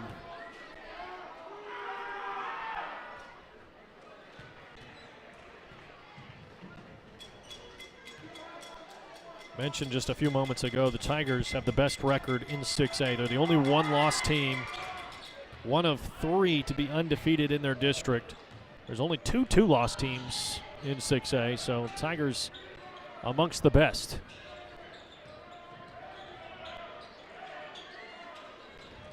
Noyes steps into a mid-range jumper, and he's got it. I'm telling you, instant offense. Nigel Noyes, anytime he comes in, he is hunting shots, and he doesn't. I don't want to, make it suggest that he's, hunting bad shots, but he's a guy that is always ready to score immediately when he gets his chance in a good way.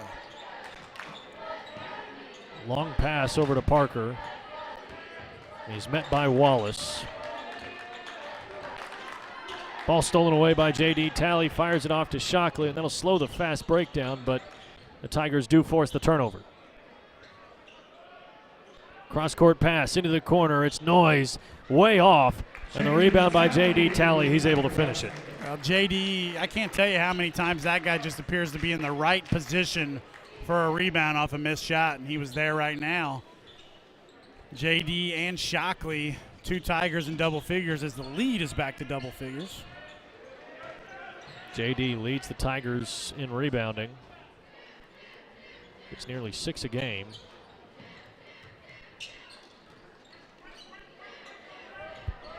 Lanham patiently. Now over with Lewis.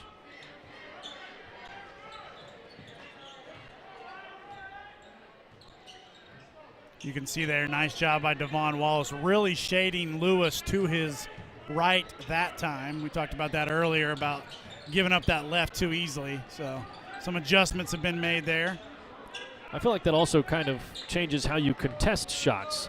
Yeah. So he takes a long three-pointer and is drilling it right in front of DJ Howell. Sometimes it takes a little bit of an adjustment when he pulls up for a jumper. You got to remember he's shooting from the opposite side. Yeah, it's you wouldn't think it would be that complicated, but when you really think about it, there are not a ton of good lefty basketball players, and the ones that are really able to be crafty in that way, it's a big advantage. Just ask James Harden.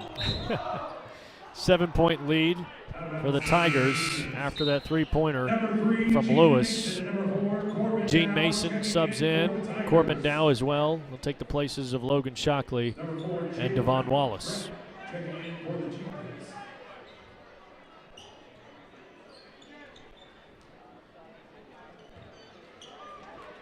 .51 seconds to go.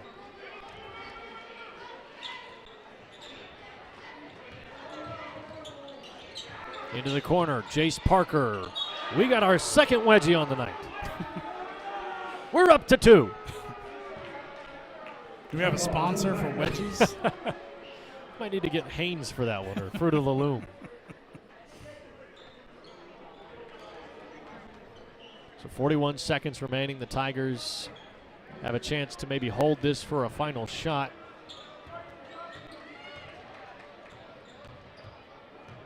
Mason across the timeline. Howell to the corner. Now Dow. Noyes. Sounds like they will wait until that final shot goes up. Noyes drives inside, lost his footing, had to fling it up. And now Sapulpa quickly. The other way. Tough floater. Front iron, back iron, and no good. Broken Arrow leads by 7 points. Certainly Broken Arrow would like to be up by more, and I'm sure Coach Wallace will share that sentiment with Madison Dildine down on the floor here in just a moment. 7-point lead. Got to be at least a little happier going into the break up. Madison? Coach, what adjustments are you looking for in the second half of play to finish out this game? Well, they got 27 points, and 2 guys have 25, so we got to do a better job on those 2. Thanks, Coach. All right, Madison, thank you. Pretty much what I was saying. When you're in that scenario, how do you go about trying to slow down 2 separate guys from scoring so much? Well, number one, out of the gate, I would stick with that starting 5 for at least 5 minutes, and I would put your 2 best defenders on those 2 players, and then I would double and trap them as often as possible and literally make somebody else hit a shot, because right now I haven't seen a lot else out on the court of guys that can do that. And that's, it's a first half that offensively Broken Arrow played pretty well, but giving up 27 points to a team that is not a contender per se is not something Coach Wallace is going to be happy with. Landon Barber got 2 in that first half as well, and that is all 27 of the points for Sapulpa, just those 3 players. Tigers up by 7 at the intermission. We'll step aside here in just a moment, and got something special here at halftime. Special Olympics. We got our unified cheer team. We've talked about them before. In fact, I did a video with them with Mr. Perry about a month or so ago. In fact, they are the unified cheer state champions. So pretty special event. And we're going to watch their state championship winning routine right here. We'll definitely keep the cameras rolling here, and we hope you enjoy the show. As we welcome our incredible Special Olympics all cheer team for halftime routine you don't want to miss. Let's show them some love and Broken Arrow pride as they bring their energy spirited down to the floor. Take it away, team.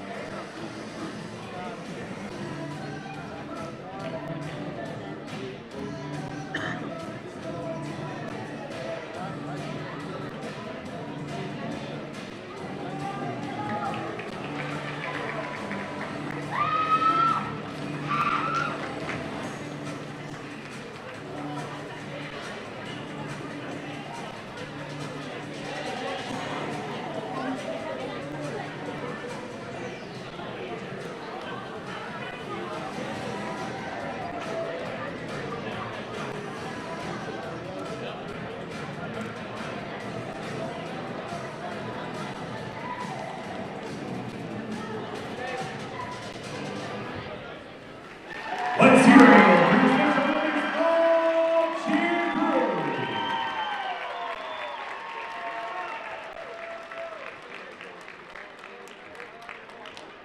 Now, we are thrilled to take this moment to celebrate an incredible group of athletes who have brought pride and joy to Broken Arrow.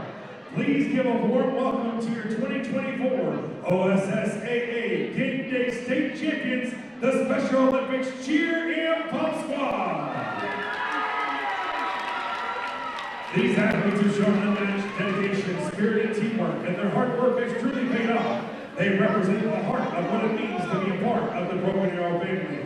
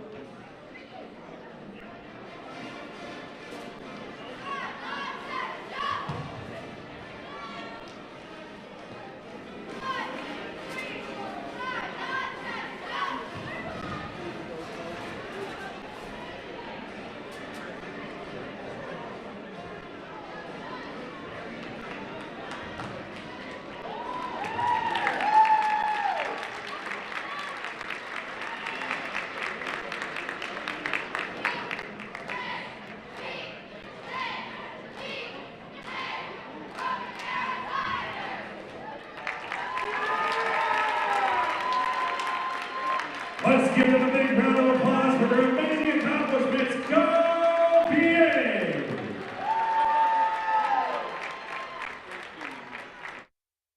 While you are teaching someone special the nuances of keeping the wheel steady, we can provide you means for you to maintain financial equilibrium. First National Bank of Broken Arrow. First people put people first. Around the clock, throughout eastern Oklahoma, we're devoted to improving the health of our communities, our home. We are your friends and neighbors. We are the people of St. Francis. Hey, Broken Arrow fans! Score big with TTCU Federal Credit Union's School Pride Card. Each time you use your card, we donate to Broken Arrow Public Schools, adding to the $2.5 million we've given statewide. TTCU, where members are raving fans. Shields is now open at the Woodland Hills Mall in Tulsa, and we can't thank you enough for the warm welcome. Whether you love the great outdoors, sports, or fashion, Shields has something for everyone. Our passionate and knowledgeable Shields experts are excited to welcome you to explore thousands of brands and premium products. From our golf simulator, service shop, archery lanes, and more, we're ready to get you fitted with the best gear for you. We can't wait to see you at Shields. It's an important score. Everyone is anxious to know. That's why our TTCU app can help you improve your credit score. TTCU Federal Credit Union. Life is better in balance. Introducing QT Pay, the easiest way to transform every trip and every gallon into instant savings every time you pay. QT Pay. It just makes sense. Tulsa Bone and Joint, Northeast Oklahoma's sports medicine experts. We are pleased to help you and the athletes in your life with a number of surgical and non-surgical options. Tulsa Bone and Joint is proud to serve as team orthopedist for local high schools such as Broken Arrow, Owasso, Sapulpa, Cascia Hall, and Bishop Kelly.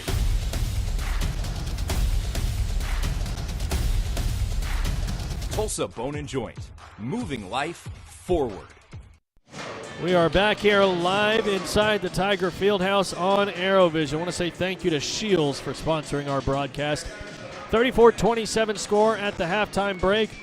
Broken Arrow has really done all right, is how you might put it, by their standards. They've had some good offensive possessions, looked good on that end of the floor, but then they come down on the defensive end and they let either Jace Parker or Zach Lewis find a bucket almost every time down. And it's to the point where Coach Wallace was ready to go into that halftime locker room and lay into the guys and give them some more direction on how to slow things down. And Greg, I'll ask you the same question I asked you before, but maybe a little bit differently here. Is, you know, Zach Lewis, Jace Parker, they're the guys that have 25 of the 27 points. Is it different trying to slow down two guards rather than maybe a guard and a big? No, I mean, yeah, it's different, but it doesn't, Broken Arrow's a team with a lot of quality, versatile defenders.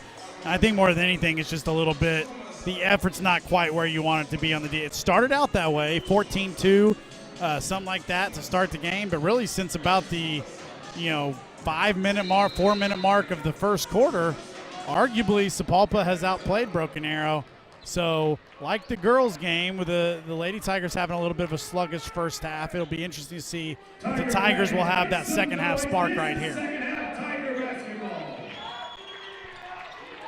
Up top, Jace Parker. Sapulpa in possession to get things going. Feels like they're coming out of this halftime break a little bit more aggressive already on that end of the floor. And immediately you notice Devon Wallace is face guarding Lewis and Parker. So both Wallace boys being charged with the assignments of stopping the guys that are hurting the Tigers so far. Nice job immediately fighting through that screen by Anton. He comes away with the steal, steps into the lane, can't finish. And now Sapulpa going the other way. Well, he did everything right there except finish for two, but good effort nonetheless. Into the corner for three, rolls out. Boy, that would have been a big shot there by Sapulpa, a chance to cut it to 4. Anton Wallace drives baseline, kicks down to Howell. He'll feed it to Shockley. Up top, Devon Wallace. Back out to Anton. Talley feeds on the backside, but it's stolen away, and a foul on Logan Shockley.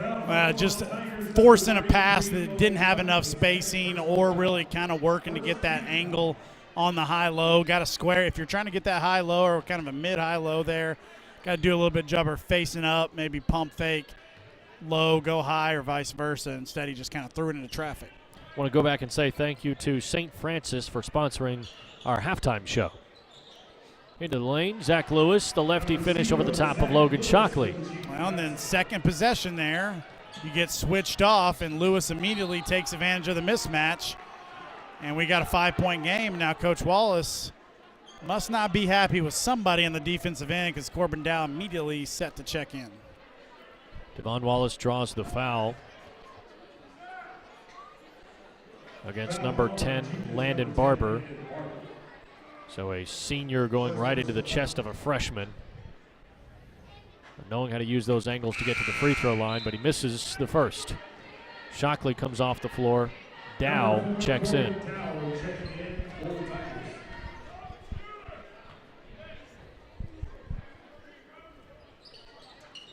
Can't buy the second free throw either, but Anton Wallace with the offensive board and another foul on Barber. Foul called on Chieftains number 10, Landon Barber, second personal foul. Second team foul. Feed inside to Howell. Puts the ball on the floor, spins baseline, finishes over the defense, and a great job inside by DJ Howell. And that would be one of my points here for the second half, is seeing DJ be a little bit more aggressive scoring-wise. Anton picks a little bit of a cheap foul, getting on the hands in the passing lane, kind of got a little hand check to help get that deflection. But good job there on the other end by DJ, getting this offense back in the right side of things. That was one thing that Coach Wallace talked to me about, is he said they've stressed that with DJ is getting the ball in the hole. I mean, he's the leading scorer for Broken Arrow, and some nights he's spreading the ball so much with his passing ability, which is great, but sometimes they say, you know what, take it to the rim yourself. Go finish and get a bucket. Yeah, he's very capable. We've seen, the kind of marquee game of the home season was against Edmond North here, and he just absolutely lit it up that night. But sometimes he forgets to shoot. He's a very unselfish player, and if he maybe doesn't knock down that first triple or something, he sometimes will look to distribute, but you got to get the ball in his hands, whether it's on the block, in transition, any way you can do it. Second free throw drops. 2 for 2 from the free throw line. Free throws brought to you by First National Bank. J.D. Talley subs off. Gene Mason onto the floor.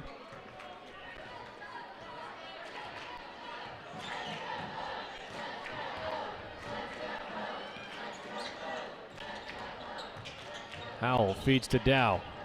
Dow tripped up and a travel. Seemed like maybe it was a premature call there on a travel. He did fall down, but it wasn't like he attempted to get back up there.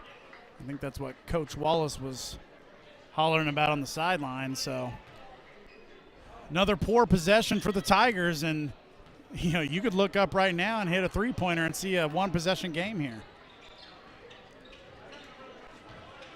Tigers only 2 points so far in quarter number 3. Fed inside and swatted away by Dow. He wanted none of that one. Number 4, Jalen Pratt, checking in for the Chieftains.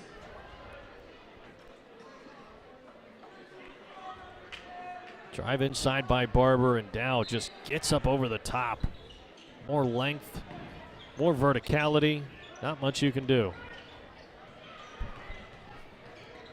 Lewis spinning one way, spinning the other, flicking it up off front iron. Dow inside, 2 hands. That's high percentage offense right there, Dylan. Nice job by the Tigers, pushing it in transition for the slam. And Howell was reading that all the way up the floor. If you looked at his eyes, he was checking on Dow, seeing if that lane was there, and dumped off the bounce pass. And a great finish by Dow. Shot blocked by Anton Wallace. The Tigers on the move once again into the lane. Howell takes it with the left hand, and the layup drops right through. Great job there by DJ Howell on back-to-back possessions in transition, showing the unselfishness on the first pass to Corbin, and then taking it for himself for 2. Tigers got the lead back up to 9. Drive inside and kick back out. Lewis for 3. He's got it. Well, and that's a sophomore mistake right there by Eugene, kind of leaving to get up the passing lane, and not only did he let Lewis have too good of a look, but then he fouled him and sent him to the line for a chance at a 4-point play.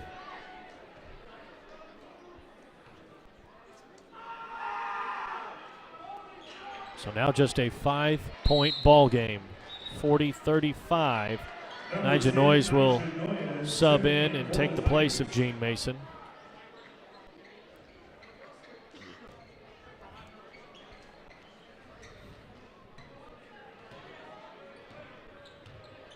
Devon Wallace brings it up to the front court.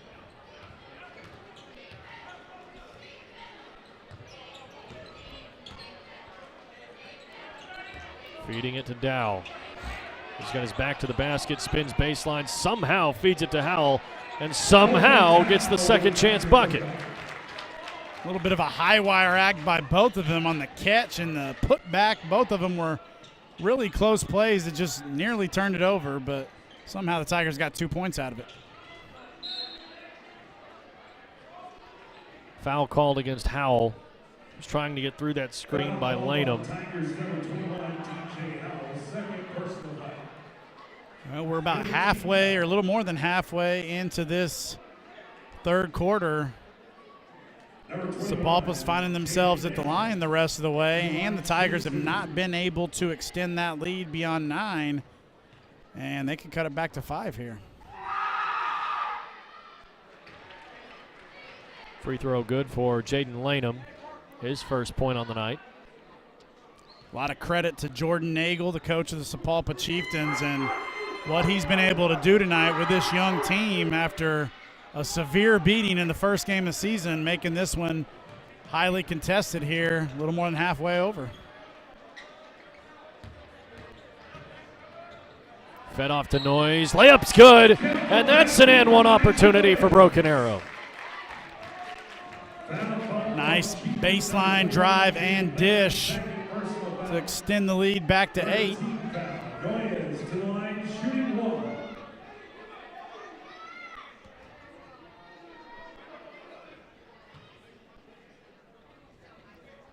The first National Bank free throw is good.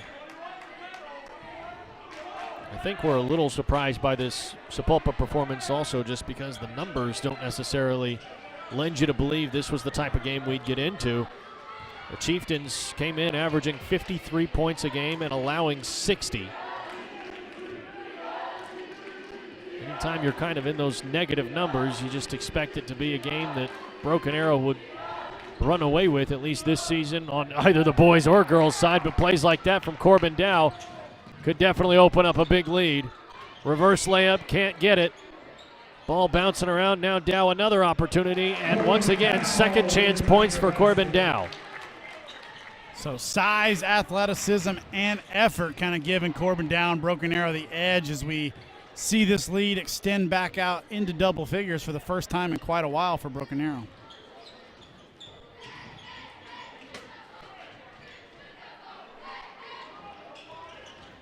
Lewis feeds inside. Lanham's got Dow defending him. Able to back up, create enough space for a nice fadeaway. Looked like a 1980s post move right there. Old man in a rec league. Von Wallace on the outside. Feeds it to Dow. Three-pointer off the front rim, but he's fouled and will go to the free throw line for 3 shots. Third personal foul, fourth team foul. 2:03 to go here in the third quarter. Corbin Dow to line shooting 3.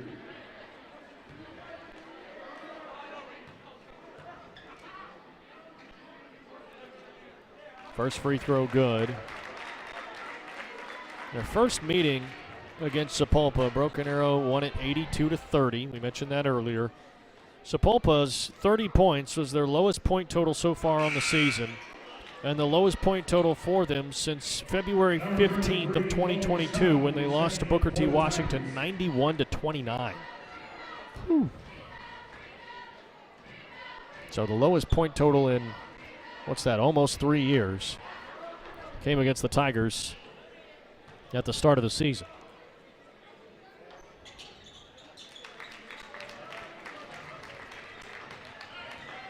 (49-38) now. Dow's got 8 points.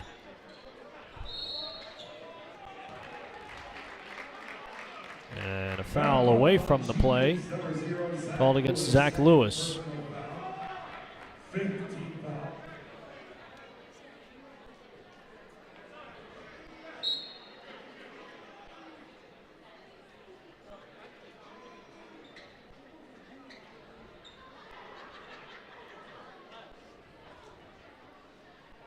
Not sure what the holdup is over there. Having a little bit of a conversation. I think still trying to figure out what's going on. It should be free throws.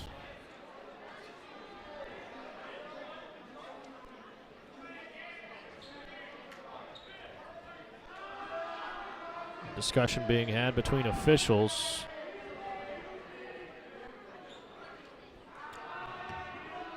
Or not. So I'm not sure what the discussion was, but nonetheless, the Tigers will take over in possession. Gene Mason back out on the floor.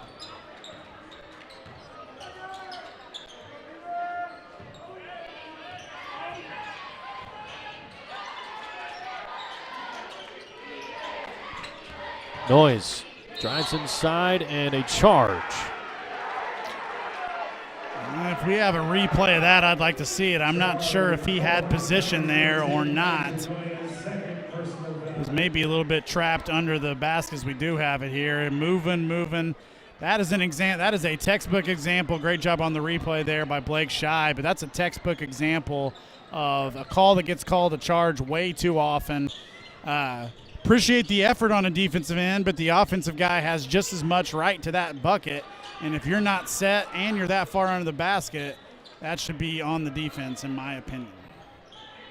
Lewis trying to go to work on Dow. Drives to the right side, and it's a blocking foul. Double whammy for Nigel on both ends. Gets called for a charge on one end and then tries to take one and doesn't get it on the other. And sometimes as a player, you see one get called on one end, you go down there and you try to draw one. Yeah, and he's just got to be smarter about that situation. He's well under the basket, had no time to get set.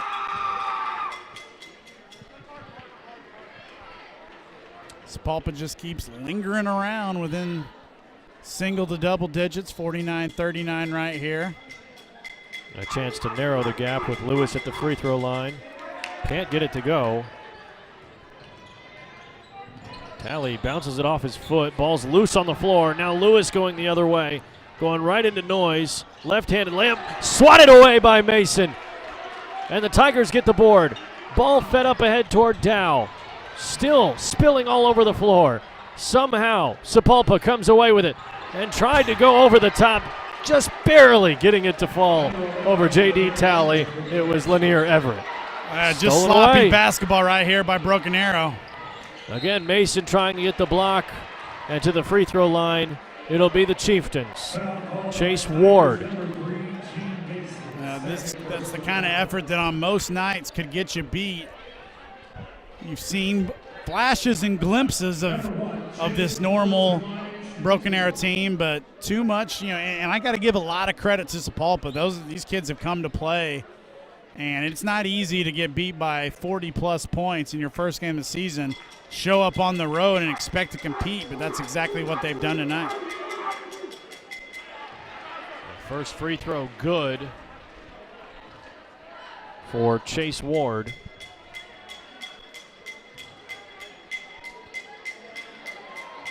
And looking for his second point on the night. He's got it. 49-43, 32 seconds to go in the third quarter. Tigers have got to clean it up.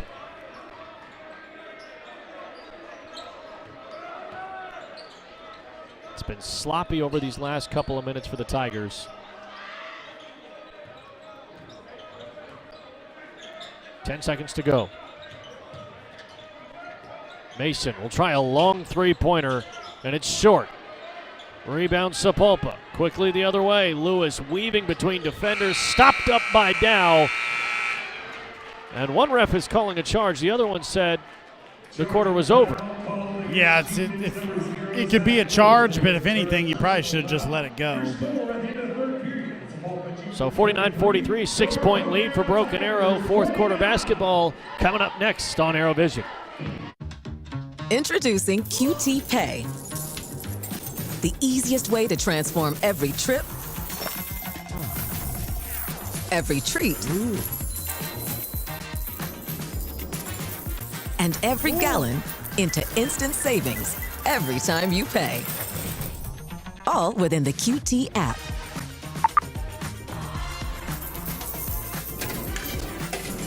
QT Pay.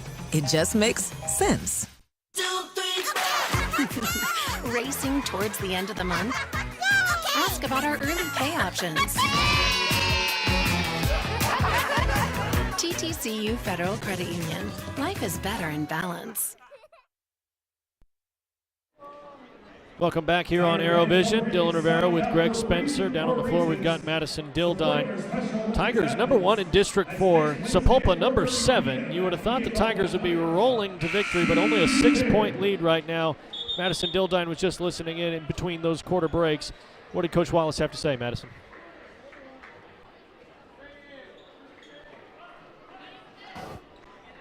Sorry, some technical difficulties there. Coach Wallace was saying, hey, this is actually hard to watch. He said this is awful basketball. We've got to settle down and learn to play through this, Dylan.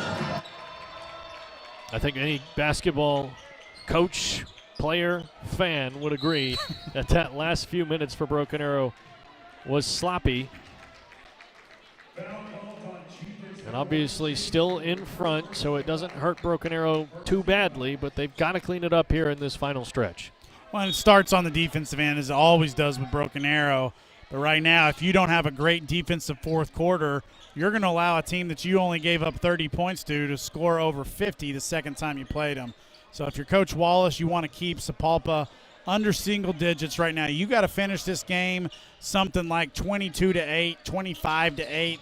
25-6, something like that here in the fourth quarter, as immediately a call goes the other way, another charge for the Chieftains.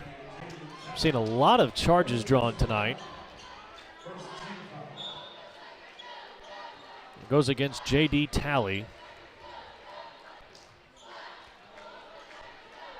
Halftime break, the onus is on Zach Lewis and Jace Parker. An offensive foul on the other end goes against Roman Poindexter.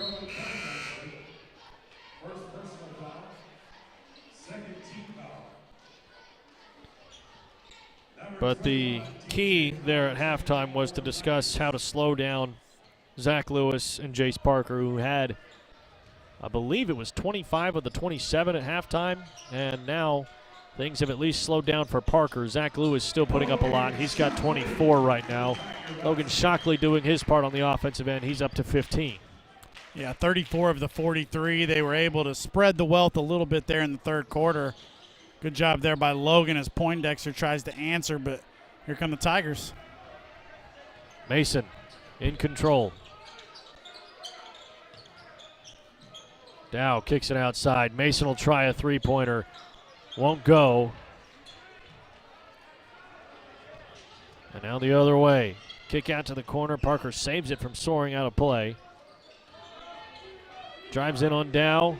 Shoots it over the top of Dow. And nowhere near the bucket. Howell somehow able to evade defenders. Shockley, long two-pointer, rattles home. And Logan kind of set the bench for a decent amount of that third quarter after the great first half. I think Coach Wallace out of the gate was not happy with some of his defensive effort those first couple possessions. He comes in and knocks down a open jumper to extend the lead back to 10. 53-43. About 5:50 to go. Kick out to the corner. Everett has a low arcing three-pointer. And a foul goes against Chase Ward.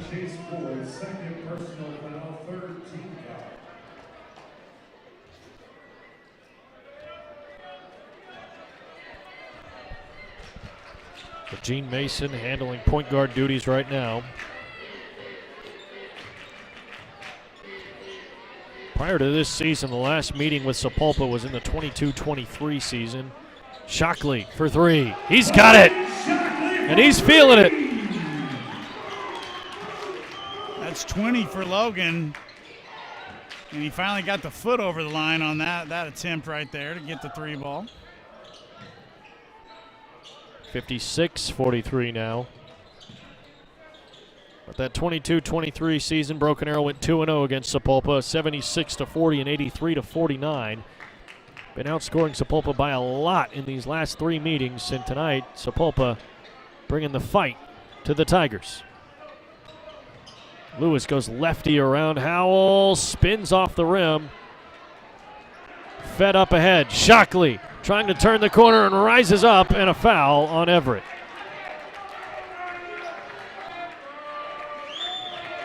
Nice job there by Logan keeping that ball. Everett was coming at him hard, both trying to get the steal and trying to get the block, but Logan maintained his composure, and he'll go to the line for two. We saw Everett try to get over the top of J.D. Talley earlier. Logan Shockley trying to get some redemption. That felt like two stags going at it, locking horns on their way to the rim.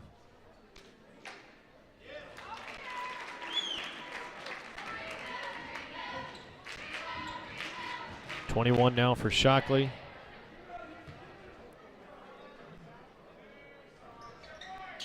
And 2 for 2. And every time down, Shockley has been shouting out encouragement to his team, trying to lift Broken Arrow here in this fourth quarter, not only with what he's doing on the scoreboard, but the attitude and the leadership down on the floor is something that's really big. Yeah, and I think that's a response to sitting out a little bit in that third quarter and whatever was said to him on the bench by the coaching staff. And you like seeing the senior respond in a big way, because not only has he played well defensively, but he continues his offensive ambush on the night. Broken Arrow came into this one 13-1, looking to make it 14-1. And stay undefeated in the state of Oklahoma, and more importantly in districts. This is the first season back in 6A for Sapulpa. They've had some trouble, but tonight giving the Tigers some trouble, hanging around, but now the gap starting to widen. A 15-point advantage for Broken Arrow, 4:33 to go. Let's go down to Madison Dildine. Said, hey, you know, it's amazing what happens when we get stops. We have to keep cutting. Let's go win this. All right, 15 points away from Sapulpa now after building that lead, and only 4:33 away from getting the win.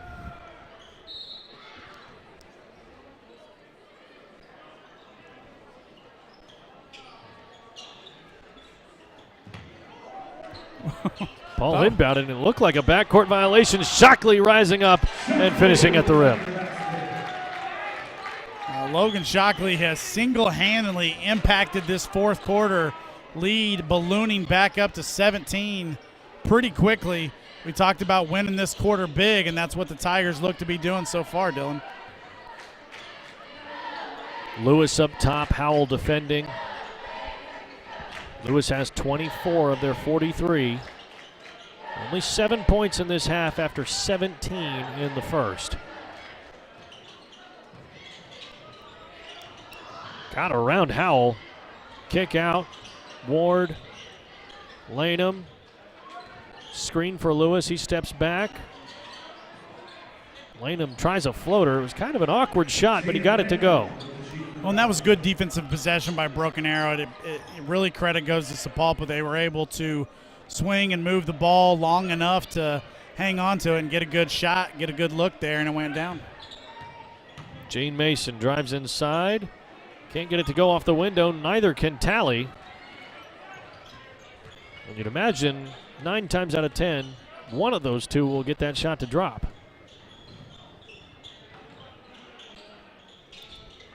Stolen away. It's Talley going the other way with it. Ward in front of him, going right into his chest. Offensive rebound and the finish on the opposite side of the rim.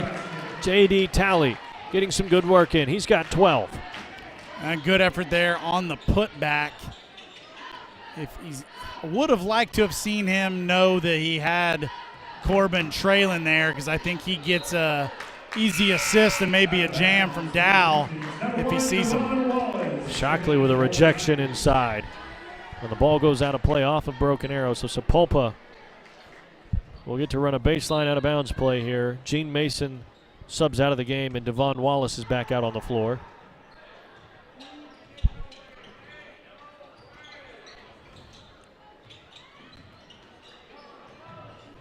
This one feels like it's all but over. The Tigers just need to put a bow on it. There he goes again. This may be it. Shockley with the steal, driving baseline, rising up and putting it down through the contact. It's Logan Shockley. Wow. Outstanding defensive effort, jumping up into the passing lane from Shockley. Then he finishes in traffic with authority. Shockley has been a one-man show here in this fourth quarter. And he has come alive and really brought the Tigers to where they are now, a 20-point lead. And here's the replay. Ball stolen. Thought maybe it was going to go out of play or he'd slow it down, but instead getting up, hitting the top floor, and jamming it home. Well, that's just all-out effort on both ends of the floor. Gets the deflection, gets the steal. Ball's nearly going out of bounds. He saves it from going out of bounds and slams it home. Logan Shockley had up to 27 on the night with a big-time fourth quarter. He can make it 30. How about the 30 ball?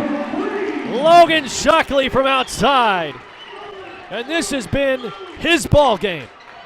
Absolutely one of the better quarters of basketball we've seen a Broken Arrow play this year. He's been good the whole game, had a little bit of a talking to there in the third quarter for a while, but he has responded in a big-time way here in the fourth quarter, single-handedly practically extending this lead to 23. Driving in, floater, good off the glass, 32 for Logan Shockley. And just like that, we've got a 70-45 game just out of note, like in the last 5 minutes, thanks to Logan Shockley leading the way for Broken Arrow. We'll go to a replay here. Shockley pulling up from outside. He's done it from literally everywhere. He's had the three ball going, been able to get a couple of dunks tonight, a couple of buckets inside, but he's also shot a couple of long twos that have been able to drop in from the mid-range. He's just been all over the place. He's really played well. He doesn't seem like he's missed more than maybe like 2 shots.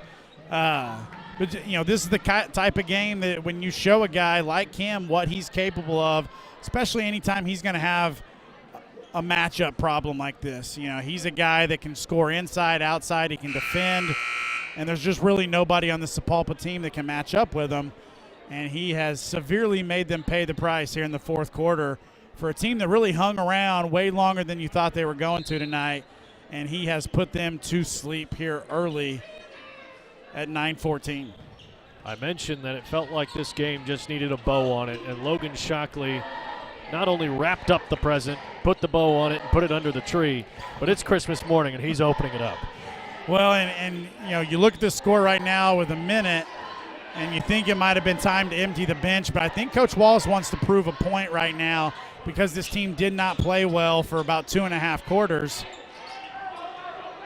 Shockley again, and I thought he was going to get it. Just misfired. Talley's got it. Little scoop shot off the backboard, won't drop. And this one should be coming to a head just here in a moment.